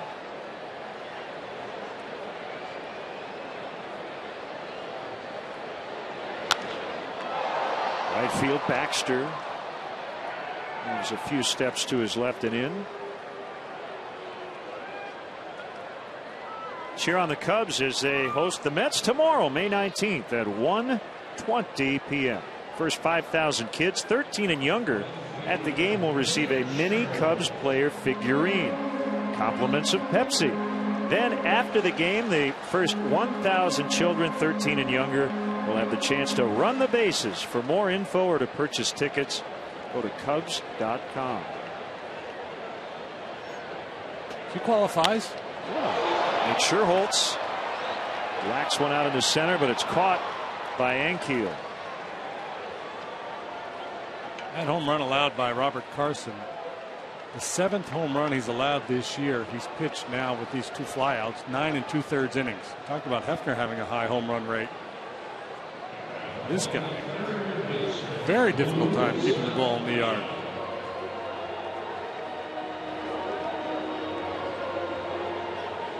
Having a hard time keeping the ice cream in the mouth.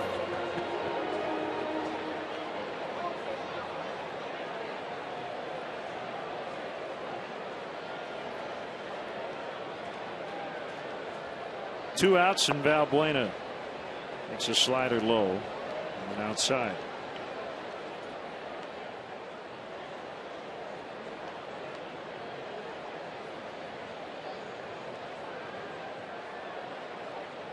Kick in the 1-0 pitch. Another slider missed.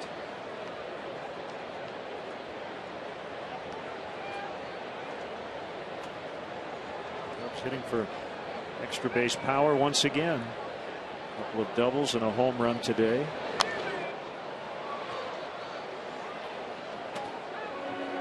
Now, the question that was asked a lot in spring training during the offseason and in the early days of the season, how are the Cubs of 2013 going to be better than 2012? And I think a lot of us thought, well, the starting pitching has a chance to be better. Starting pitching's been really, really good. And the point you made all the time was in a full year of Anthony Rizzo. That's obviously proven to be a difference maker. Davis can't get it, rolls right up his arm. Murphy can't get Valbuena. That'll be an error on Ike Davis.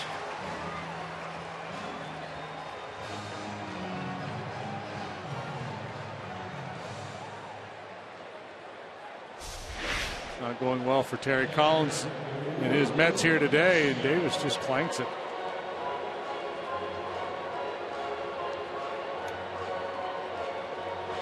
Didn't really square up behind it, trusted his hands, and his hands let him down.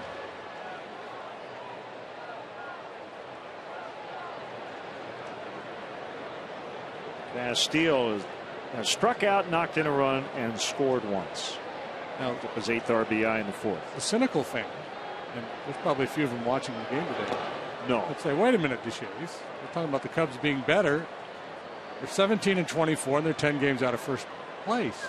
But their run differential coming into play today was only 8. They've only been outscored by 8 runs. If they keep that up, they're going to have a far better year than they did last year. Well, their Pythagorean one loss is actually a game under 500, 20 and 21, based on that run differential you mentioned. And it's actually down to -3 with the 5-0 lead in this one. The latest run coming off the bat of Anthony Rizzo, the line shot to right, 5-0.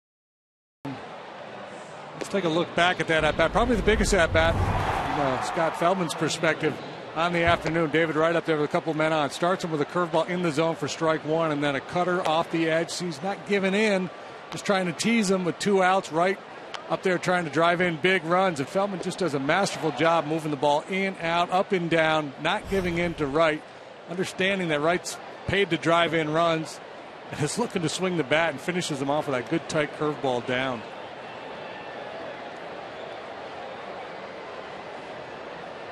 Davis leading off here in the 6th. Slow curve at 71 just outside. My good friend Dave Otto will conduct the 7th inning stretch a little bit later on. Tall lefty.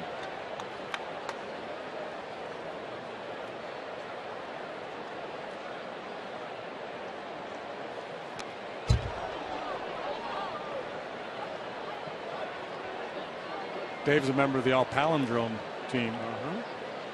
He and Toby Hara. Rob Min. That enough to make a club? Yes, they're 3. Mark Salas. Oh, nice.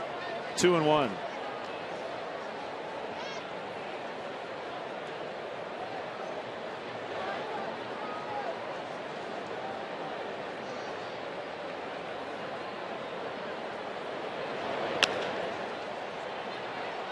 Late break by DeJesus, but he'll have time to get there. I'd go with Doug Radar, but I know somebody would call me on it. Close enough.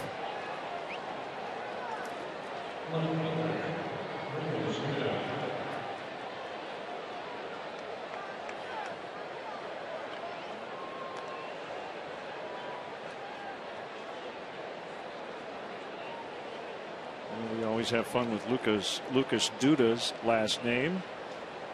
Like the obvious Duda, but I think it's better to go the Harry Carey route. Duda backwards is a dud.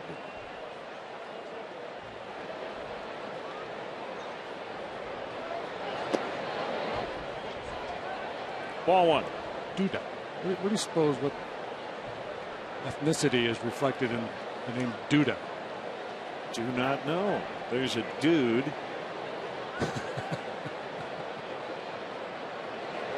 Swing and a miss. 1-1.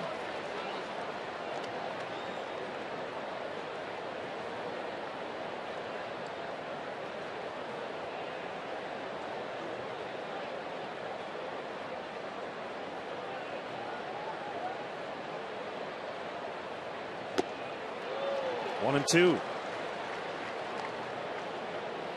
According to the Google machine, the Magyar Duda, or Hungarian Duda, is the traditional bagpipe of Hungary. Maybe it's Hungarian in origin.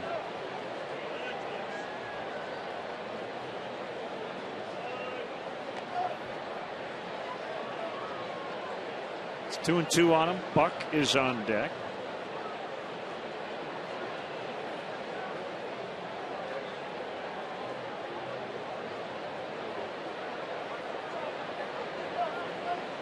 Here, Duda, name meaning Polish, Ukrainian, Czech, and Slovak. Base hit. Let the game interrupt my research on the name Duda. A nickname for a player of the bagpipes. So there you go. Okay. We're going to go with that. Yeah.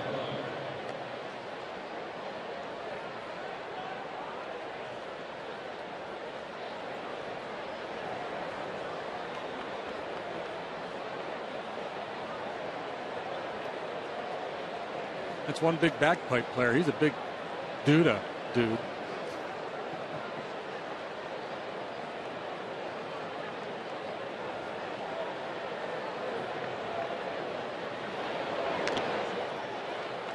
Got a piece of it for strike one.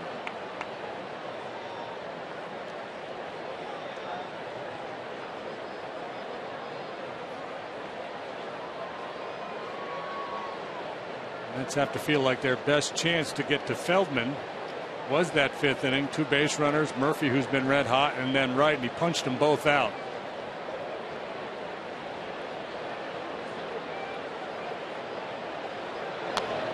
Guys can lose it in a hurry, but if you're in that Met dugout watching Feldman pitch, the way he's been able to execute his game plan here today, you're probably thinking, well, if we can just scratch a run or 2 out against him, maybe get something done against the Cubs bullpen. There are times when a starting pitcher looks vulnerable. There are other times where he appears to be in complete control, and right now the latter is the case for Feldman.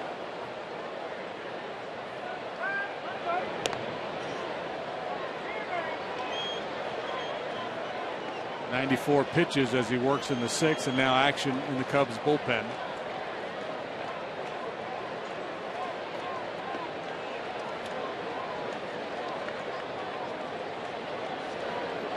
Two strikes on the Mets catcher, John Buck.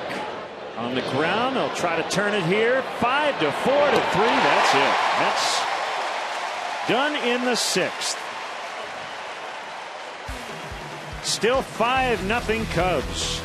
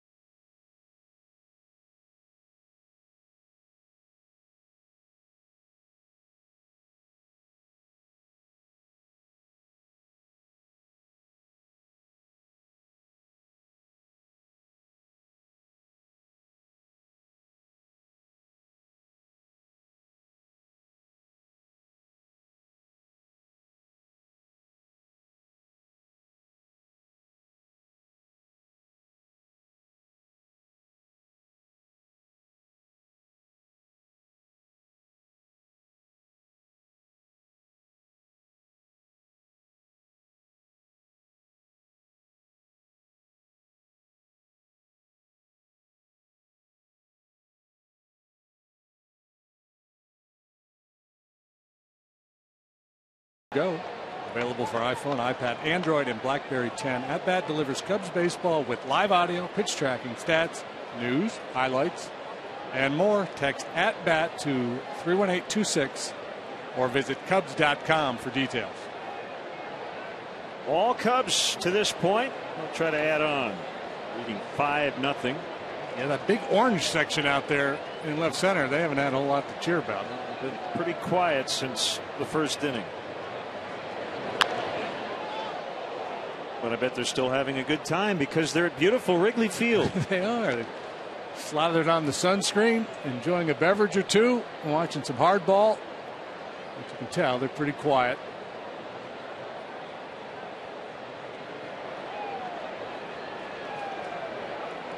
They've been subdued by Feldmania.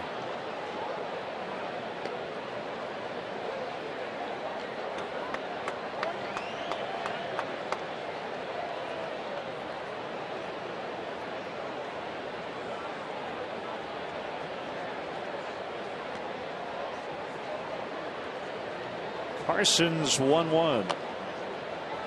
Squib right back to the pitcher.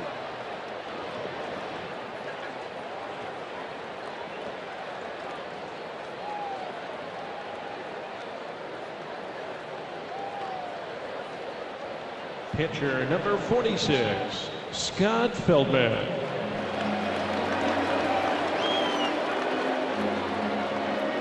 Feldman pitching a shutout and a 2-run double in the 4th inning. hopefully putting this game out of reach.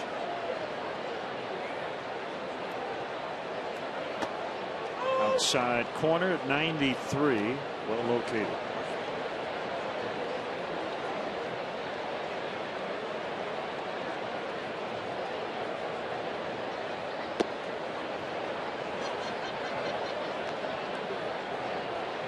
Mark Reynolds with his 12th home run. Cleveland leading the Mariners 4-0. They're now in the 7th. Zach McAllister's been really good today. Feldman strikes out. Joe Saunders 11 hits allowed and 5 1/3. God, Feldman doesn't want to run the bases this time anyway. He's got a comfortable lead. He's got more work to do.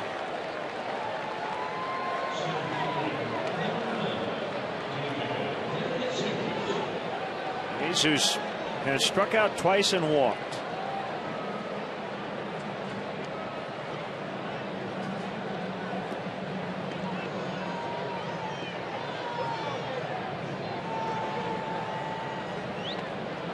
Yankees 5, Blue Jays 1 as they go to the bottom of the 7th. What do you know? Robinson Cano with 2 home runs for the Yanks. Also has 12.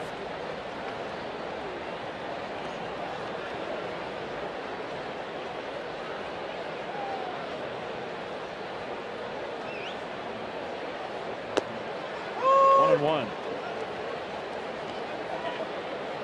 Rondon, the righty, Russell, the lefty.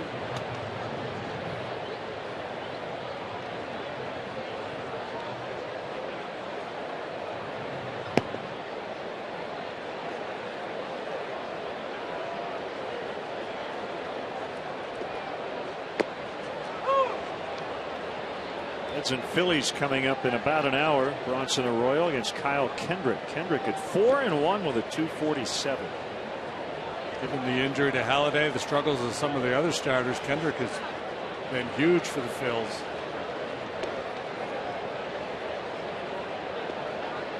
Arroyo 3-4 with a 3.76.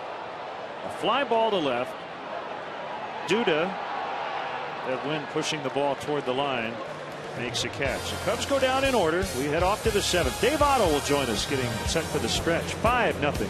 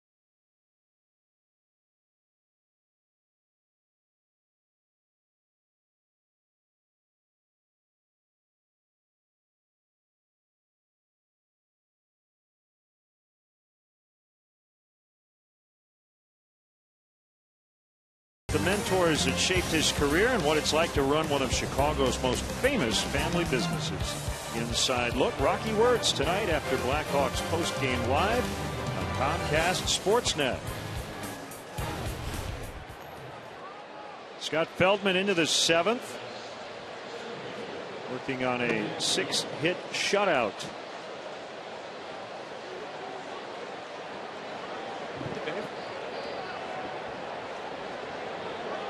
Bring the lefty in, Dave Otto. How you doing, buddy? Good. Dave Otto's in the house. How are you guys? I am outnumbered. The only righty now in the group. That's right. Welcome back to Wrigley. Always great to see you. Oh, good to see you guys. I got to tell you, I've been stopped a number of times. People have asked me, am I Jim DeShays? Yeah. Rick Ankiel going against the shift, bunts his way on. The Mets need base runners, and Ankiel did what you're supposed to do. He got on. Goatee. Yeah, are you a little taller than JD? Oh, yeah, he's got me. Okay, not bad. Both have flowing locks. You got to commit, man. You got to go all in. Yeah, I do. All out. I'm on my way. As the case may be, yeah. Absolutely. Ruben Tejada's Feldman nearing 100 pitches. Boy, Dave, he has been so good. Feldman in probably the best stretch of his career. You know that rhythm. You're a big guy. How important that rhythm is. There's a pitch. And it's a curve for a strike. That's been a good pitch for him today. This on an afternoon too, where he's been squeezed a little bit, you know, and that could be frustrating. As you know, you're trying to make pitches, you're getting squeezed, and some guys get a little defeatist mentality and just start throwing over the heart of the plate. He has not done that. So we saw your good friend Walt Weiss the other day, the first-year manager of the Colorado Rockies, and I got to tell you, I do whatever I can to get in people's good graces. And when I met Walt Weiss, once I mentioned your name, I was in. That's all it took. So you guys were teammates. Yes, we were. A long time ago. Yeah, great. He'll be a great manager. There he is so far. I mean, Colorado has gotten off to a decent start. And it's funny, I was looking down at Terry Collins. I haven't had a chance to talk to him, but he was the bullpen coach for Pittsburgh in '93, and I was a reliever for Pittsburgh that year. And I knew after a particular game that somebody was going to get sent down. And Terry and I used to always walk from the bullpen to the dugout after a game. If you weren't pitching that game, you would walk, and I would always walk with him. We'd always talk.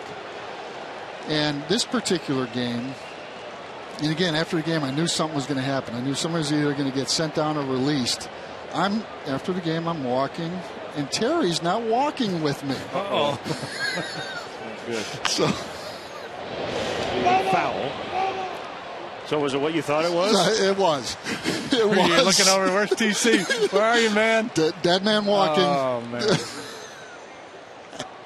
So I might holler at him after the game. It's been a while since I've seen him. He's been the skipper for a couple years now. So. Well, JD tells a story about his final big league appearance, and it came at this very yard. Dead man walking before he even got to the ballpark. I mean, you know how it is when you're like that loose tooth that's just hanging by a thread, and you know, unless you do something really good, you're going to get yanked. It was we were at the Hyatt on Walker, and I was walking between the two towers. You could see the heat rising off the road. It was like 105 degrees that summer. You knew the wind was blowing out. Oh yeah. And it's like, and I'm walking, and I'm thinking to myself, this is your last major league start. Because you're going to get lit up, you're going to get released, and you just don't have the stomach for it anymore. And that's exactly, and I'll play that. Oh. There you go. Look at that. That is Rico Suave with the stash, my friend. Yeah. That is solid. And I tried to be like Eck back then with the long hair and back. Yeah. Well, why not? Yeah. If I couldn't pitch like him, I may as well have the long flowing hair. Right. Jerry Mumford used to always say, if you can't look good on the field, look good in the lobby.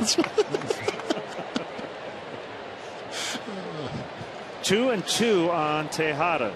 Here it is in the dirt, knocked down, but Castillo kept it out in front of him.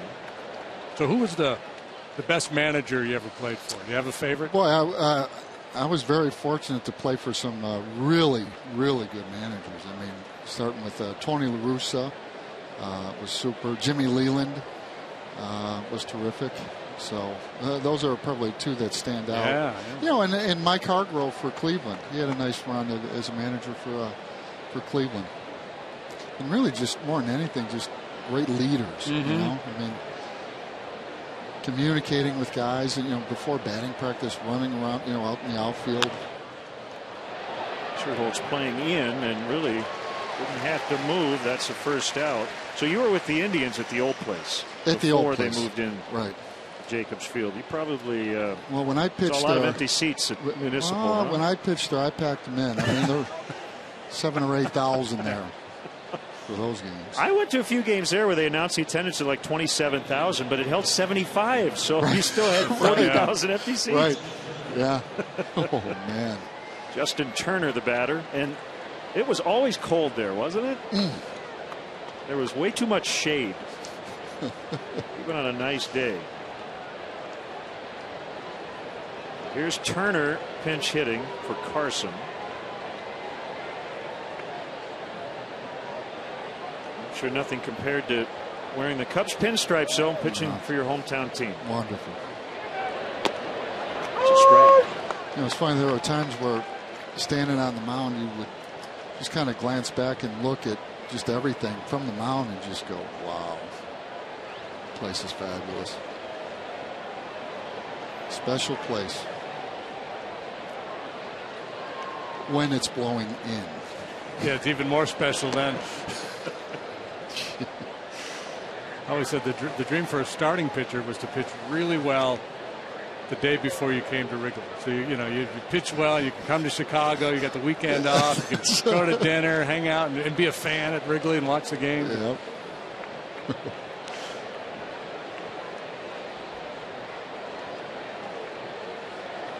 1-1. Turner missed it. And your first home park was the spacious Coliseum in Oakland with all that foul territory, and that's another pitcher's best friend too. Huh? Great place to pitch, and being around some of those players back in the late '80s, Mark McGuire, Jose Canseco, it was just one heck of a team. Dave Stewart.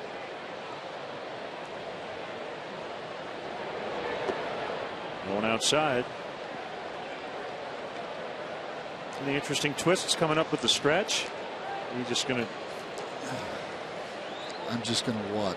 Just going to do it like you always do it, or right. I don't know. You've done it many times. I wondered. Break out a harmonica or anything. Yeah. Take us in a different direction.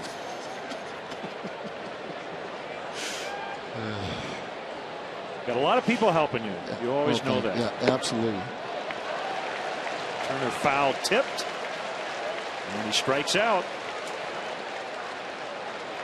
Boy, Feldman is feeling. Is that disappeared? It's going to be it for him. Should get a great ovation. He'll leave leading 5-0. Yeah, it's a Honda call to the pin. Dave Otto coming up with a stretch, but first James Russell will come in to get that final out.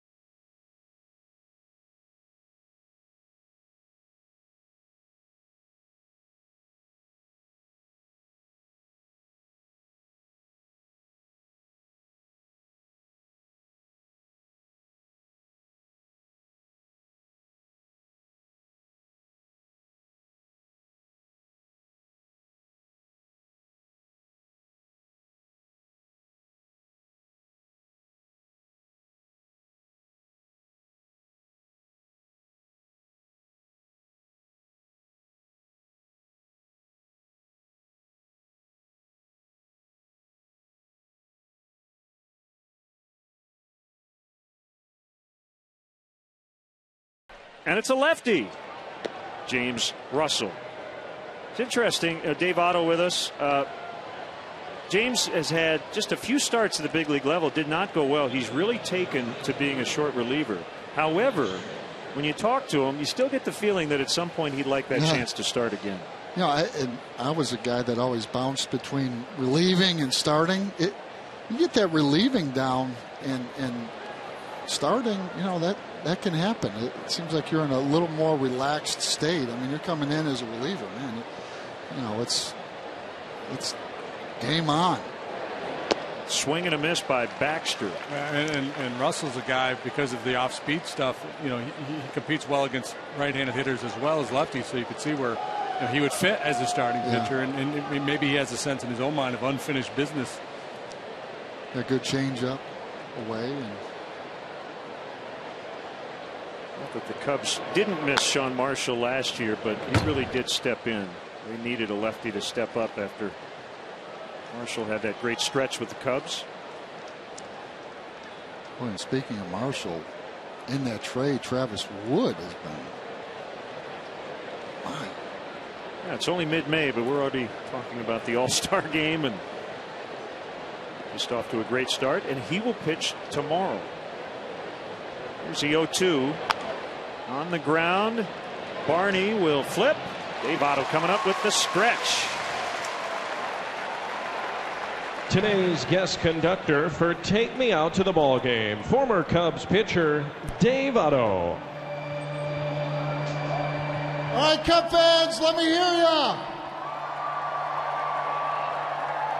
A 1, a 2, a 3. Take me out to the ball game. Take me out to the crowd. Buy me some peanuts and Cracker Jacks. I don't care if I ever get back, for it's root for the Cubbies. If they don't win, it's a shame, for it's 1, 2 at the old ball game. Let's get some more runs.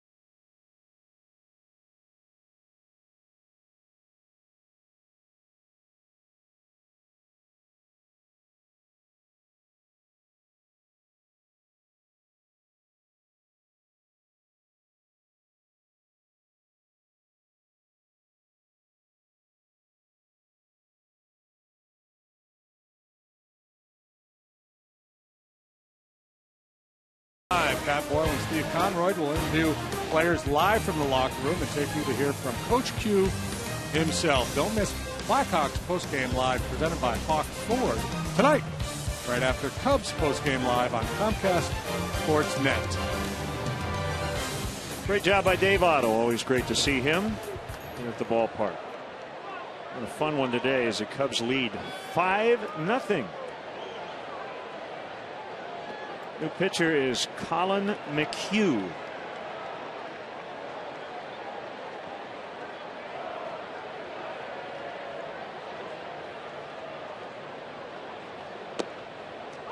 And a called strike on Castro. He's supposed to pitch before Hefner, so you have McHugh Hefner. Didn't work out that way. No, it didn't. Swing and a miss, 0-2.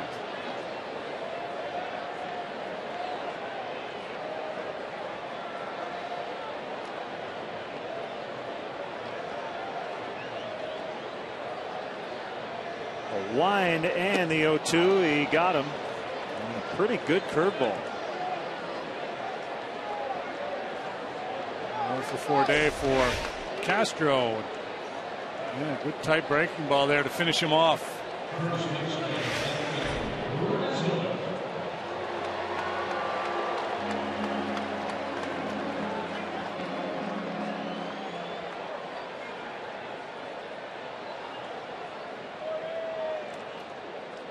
Here's Rizzo. He's had 3 good at bats. Lined to short in the first, singled in the fourth, and homered in the fifth off a lefty.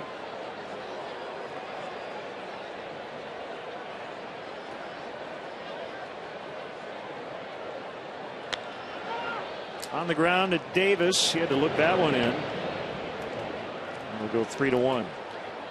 Just make you wonder after a certain point if Ike Davis's struggles on offense are affecting his defense. I would think that, you know, when you're going through the turmoil that he is at the plate, just to, you know, your head starts to spin a little bit and the concentration could waver a little bit in the field. Soriano with 2 outs. McHugh was born in Naperville, Illinois. Went to high school in Lilburn, Georgia. And then Barry College. And a quick 1-2-3 for him in the 7th. We'll go to the 8th. 5-0 Cubs.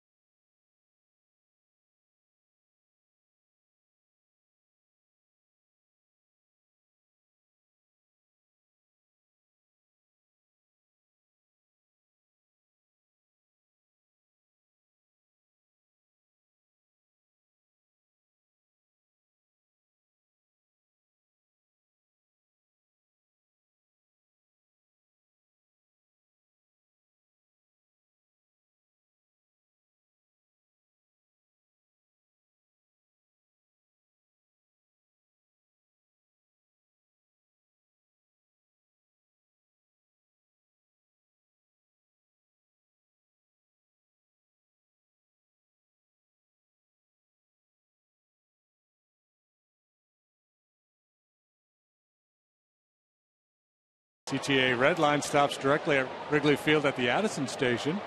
For drivers, DeVry University offers remote parking and bus service for $6. Or try riding your bike and use the Cubs courtesy bike check sponsored by World Bicycle Relief. That's located on Waveland near the corner of Clark. For details, visit Cubs.com or call the CTA hotline.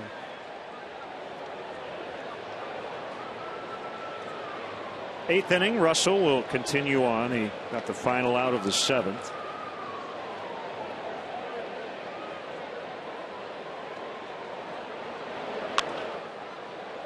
And Murphy pops into short left, and it'll be Soriano on the move. Well, what more can you say about Scott Feldman today, partner? 6 2/3, no runs. Again, control outstanding. He issued 1 walk, struck out 6, 109 pitches.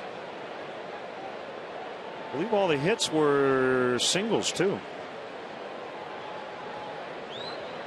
Yep. 7 singles. That's it. Yeah, there was not a lot of hard contact from the Met hitters today. off of Feldman. A couple of those singles relatively soft. One infield hit, little flare to right by Baxter.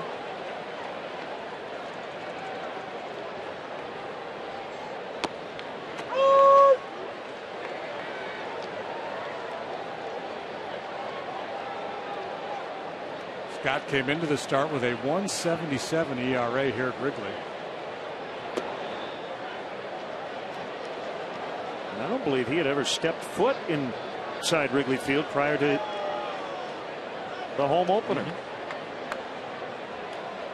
So I'm assuming he likes it a lot. Yeah, he's settled in nicely, hasn't he? Into his new digs.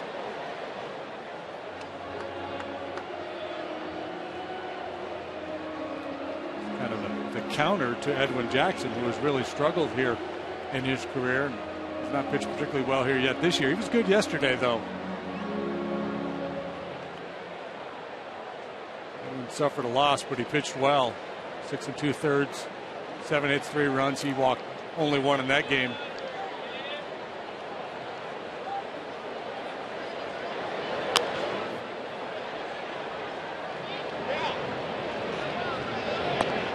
Caught by Rizzo.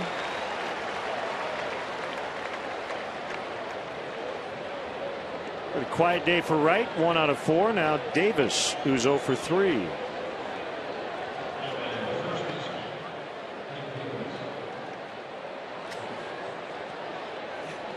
A nice note from my good buddy, a great comedian. Make sure you check him out in town. Mike Toomey, talking about the on deck hitter earlier in the game, Lucas Duda. Where his ancestors might be from, and Mike says, I did some research. It appears he is originally from Camptown. Yeah, that's a good one. Larry Pressey played that song a little earlier. Duda came up.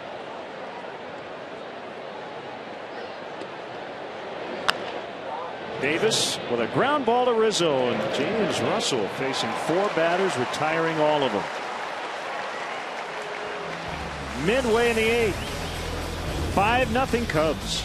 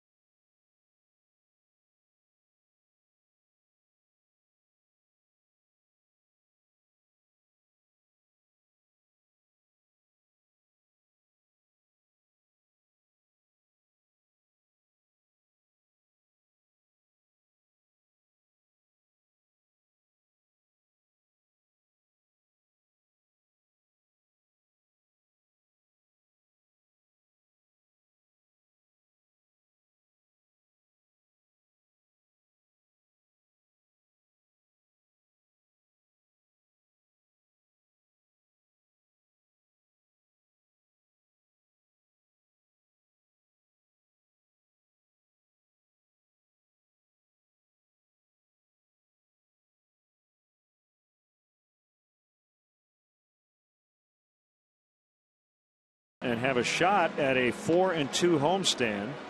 And Tuesday, the Cubs hit the road for the Steel City. Tune in for a division showdown at PNC Park. Matt Garza will make his season debut against Andrew McCutchen and the Pirates. Cubs and Pirates at 6. That's Tuesday night on Comcast Sportsnet. So Garza will make his first start since July 21st of last year at St. Louis. Season ended because of elbow issues.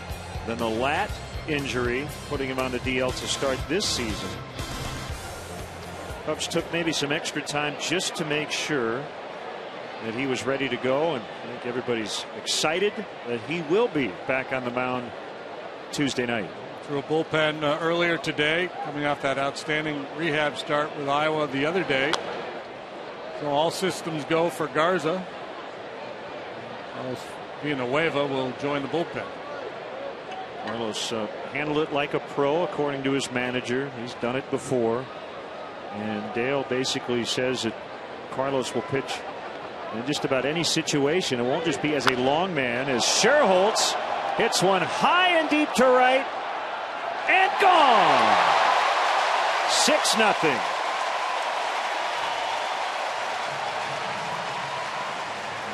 Second homer of the day for the Cubs.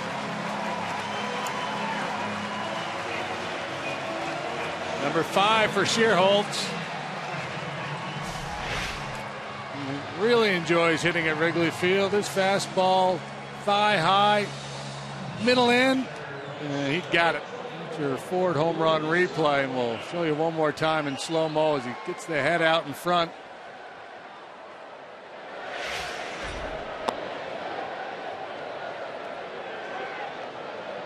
Just to finish up, Villanueva's not just going to pitch in blowouts when the starter can't get out of the third inning.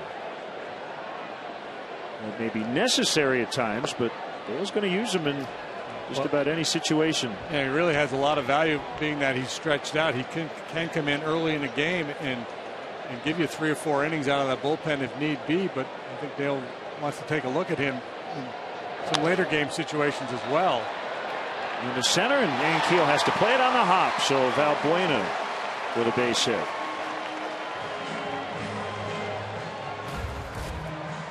By the way, Carlos did shave the mustache the other day, so he'll have a little bit of a different look as a reliever, but he's done it a lot and has had success.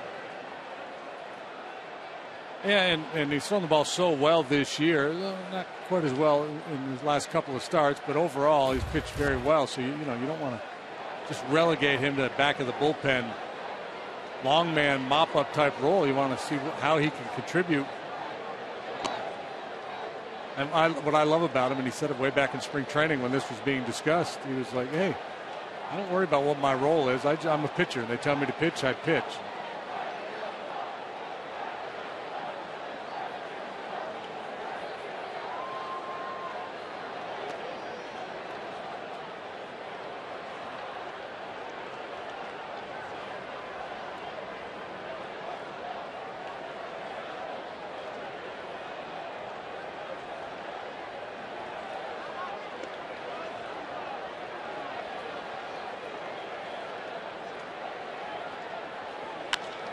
Sharply hit on the ground. Diving stop, Tejada. They get 1.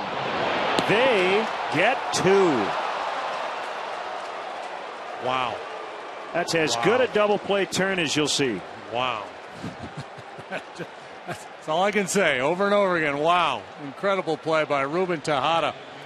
Slick feeling shortstop for the Mets. Reminds you of Ray Ordonez from years gone by. This is just an unbelievable play, and then they managed to get the turn as well. Murphy up and over. Not much has gone right for the Mets, but that's a beauty.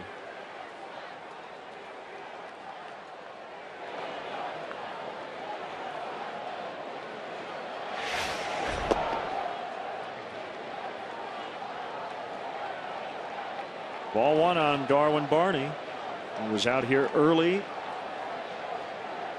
working on some defensive drills.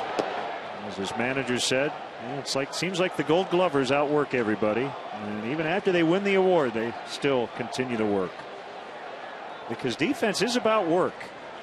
Obviously, there's hand-eye coordination, there are skills that you're just born with, but Darwin had a great Vineline quote. He said, you get more satisfaction out of defense because it is work. Hitting, you get on streaks, it's flow and sometimes a team thing, but defense, it's something you spend a lot of hours sweating and working on.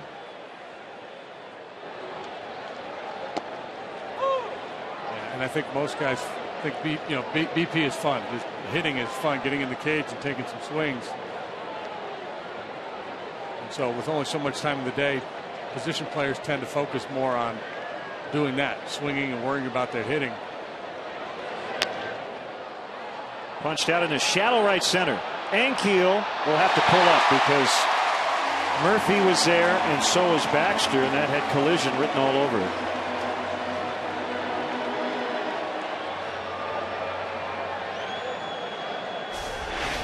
Looked like an 0 for 4 day, turns into a 1 out of 4 for Darwin. This little blooper falls in for him. Ankiel would have considered diving for it, but there were just too many teammates around him.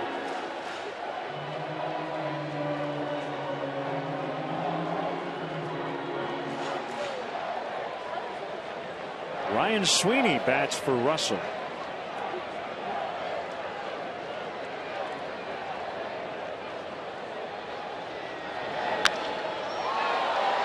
Ankiel will have to chase this one down. Barney to third. He'll be held there. It's a double for Sweeney.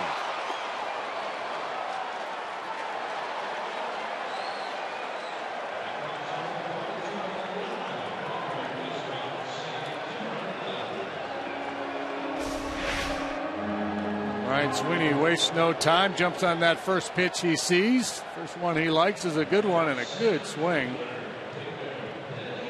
He'll be able to cut it off. Saves a run for now.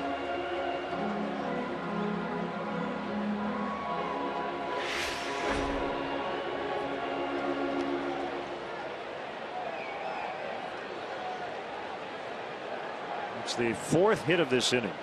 Home run, 2 singles, and a double. So McHugh, who needed just 7 pitches to work a 1, 2, 3, 7, scuffling here in the 8th.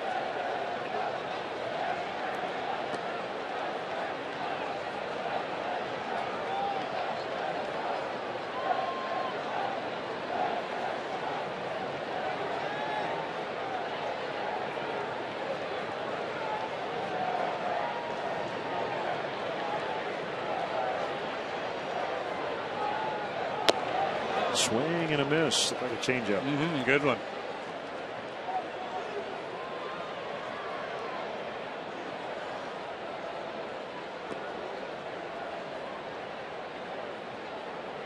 We had a cup of coffee with the Mets last year. Made a few starts, also a handful of appearances out of the pen.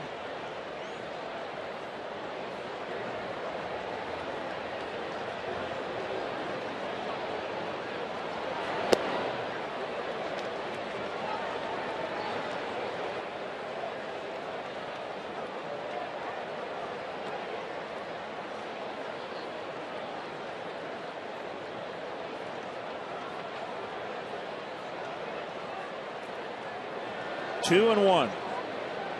Cubs leading 6-0 in the 8th.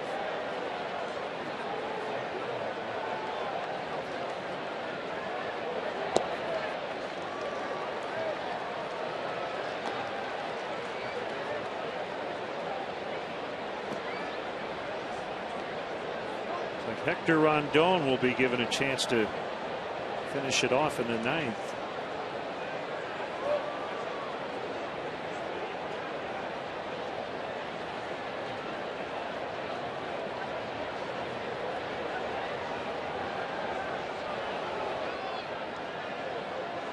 Buck will go out and talk it over with his pitcher. Castro's on deck. Space open.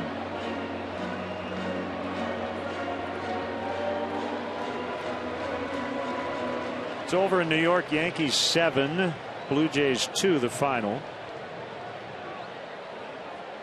The Mariners with 2 in the 8th and 2 in the 9th have tied the Indians. Ibanez, Smoke, and Ryan with home runs. 4-4. Top of the 9th in Cleveland. Ibanez, what, 7 or 8 home runs? He's got 8 now. Had that big night at Yankee Stadium the other night.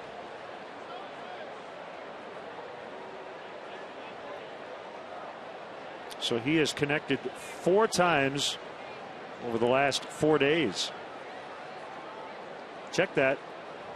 5 times over the last 5 days.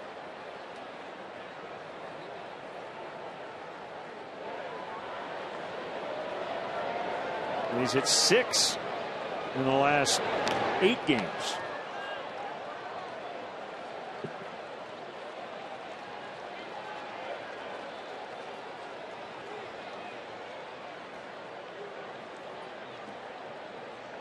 Better pitch around Raul.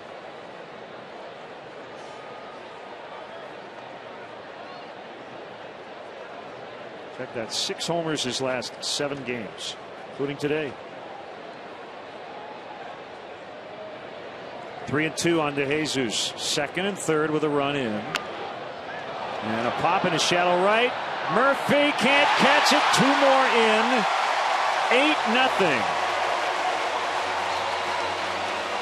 A looping fly ball that Murphy just could not get to.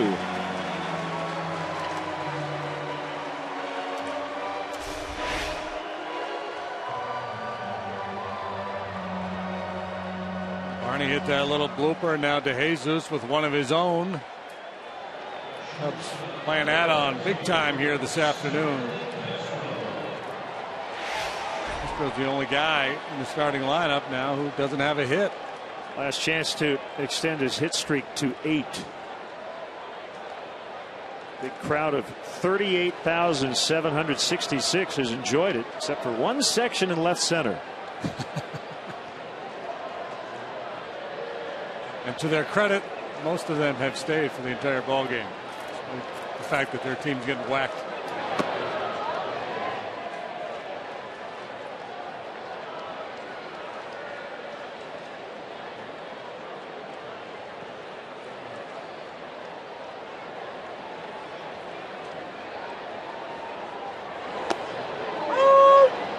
Up slider caught the edge of the inside. 1-1. Not that I'm a front runner or anything, but if I were out there in orange, I would have had a reversible shirt on that was blue on the other side. That's kind of the definition of a front runner. Baxter the catch, inning over. 3 more for the Cubs. So it's 8-0 as we go to the 9th.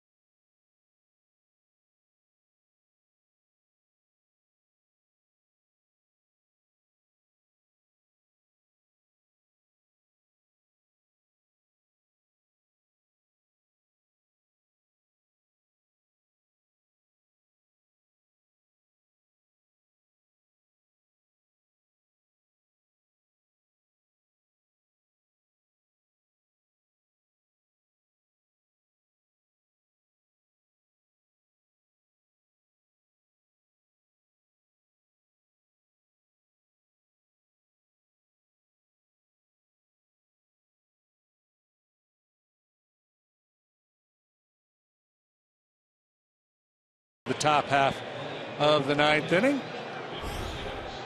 We'll look at our Avis super slow-mo replay. We're going to show you a couple of long balls. A lot of hits for the Cubs today. 2 have left the yard. Anthony Rizzo picking on another left-hander. It's Robert Carson. Tried to sneak one by him. And then Nate Shearholtz hitting his 5th.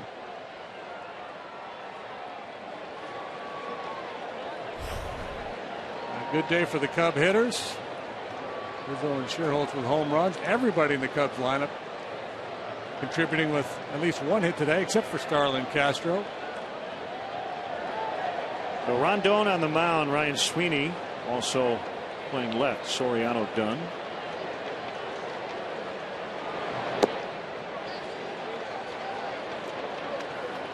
To Hector today, the rookie, a Rule 5 pick. And he reiterated what every pitcher who comes up to the big leagues for the first time says about the biggest difference. So you can't make mistakes up here. You make mistakes in the minors and get away with it, but not at this level.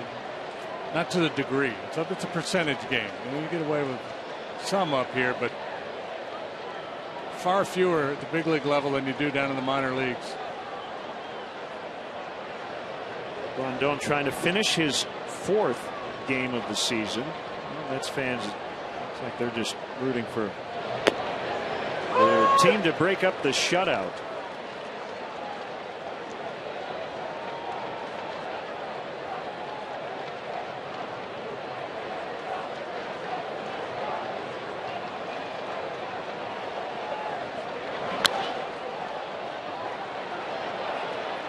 Jesus with the sunglasses on. 1 down. Check out the Audi Legends Suite on the new Veen Investments Suite level. Watch the game with a former Cub and listen to classic stories about life as a Cub. With a luxury food and beverage package and a unique gift for each guest, the Audi Legends Suite is the most exclusive way to watch a Cubs game. For more information, visit Cubs.com/suites.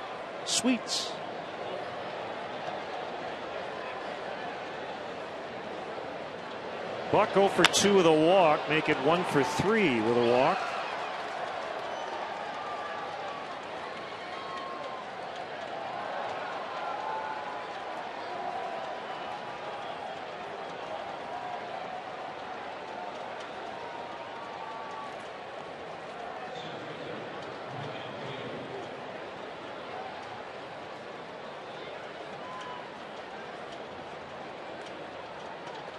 Rick Ankiel.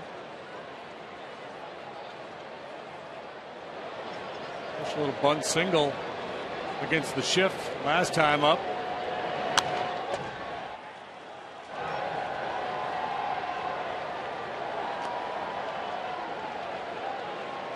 Down 8 runs. He's just looking to have a good AB. Hit it hard somewhere. Decision to bunt last time has not influenced the Cubs' strategy here this time. They kept the same shift on.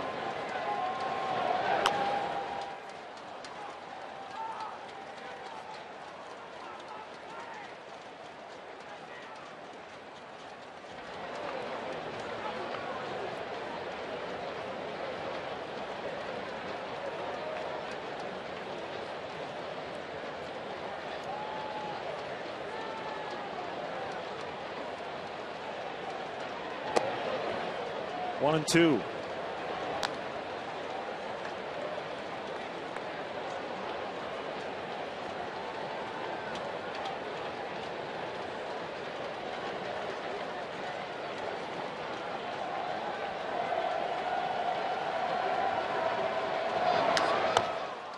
It's got a piece of it.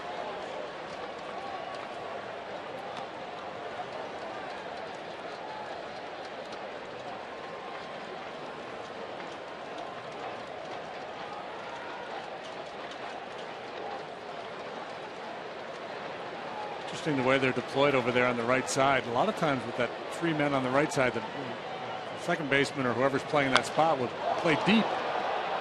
That's trouble, and it is gone. So the Cubs, looking for their first shutout of the year, will not get it. Ankiel with a 2-run homer.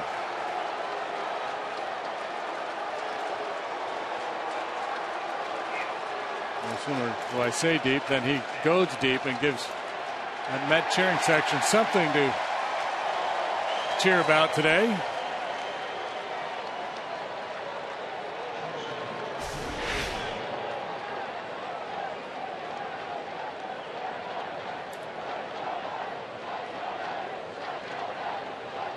That breaking ball in the strike zone.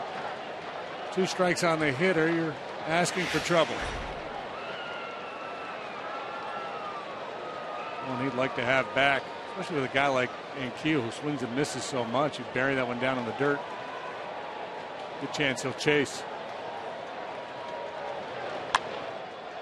Lined to Barney. Tejada's out, 2 down.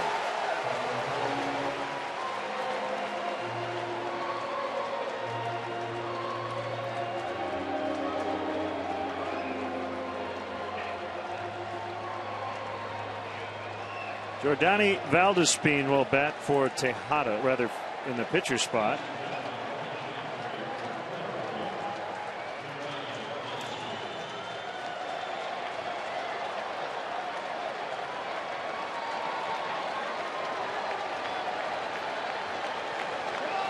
Fans getting on their feet.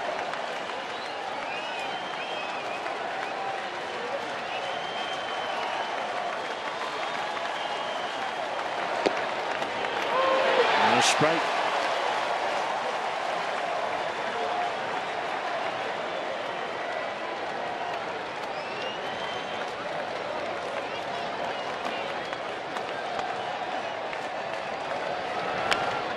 Ground ball to first. Rizzo unassisted. Cubs win. Another great performance by Scott Feldman. The offense did its job today, and the Cubs beat the Mets 8-2.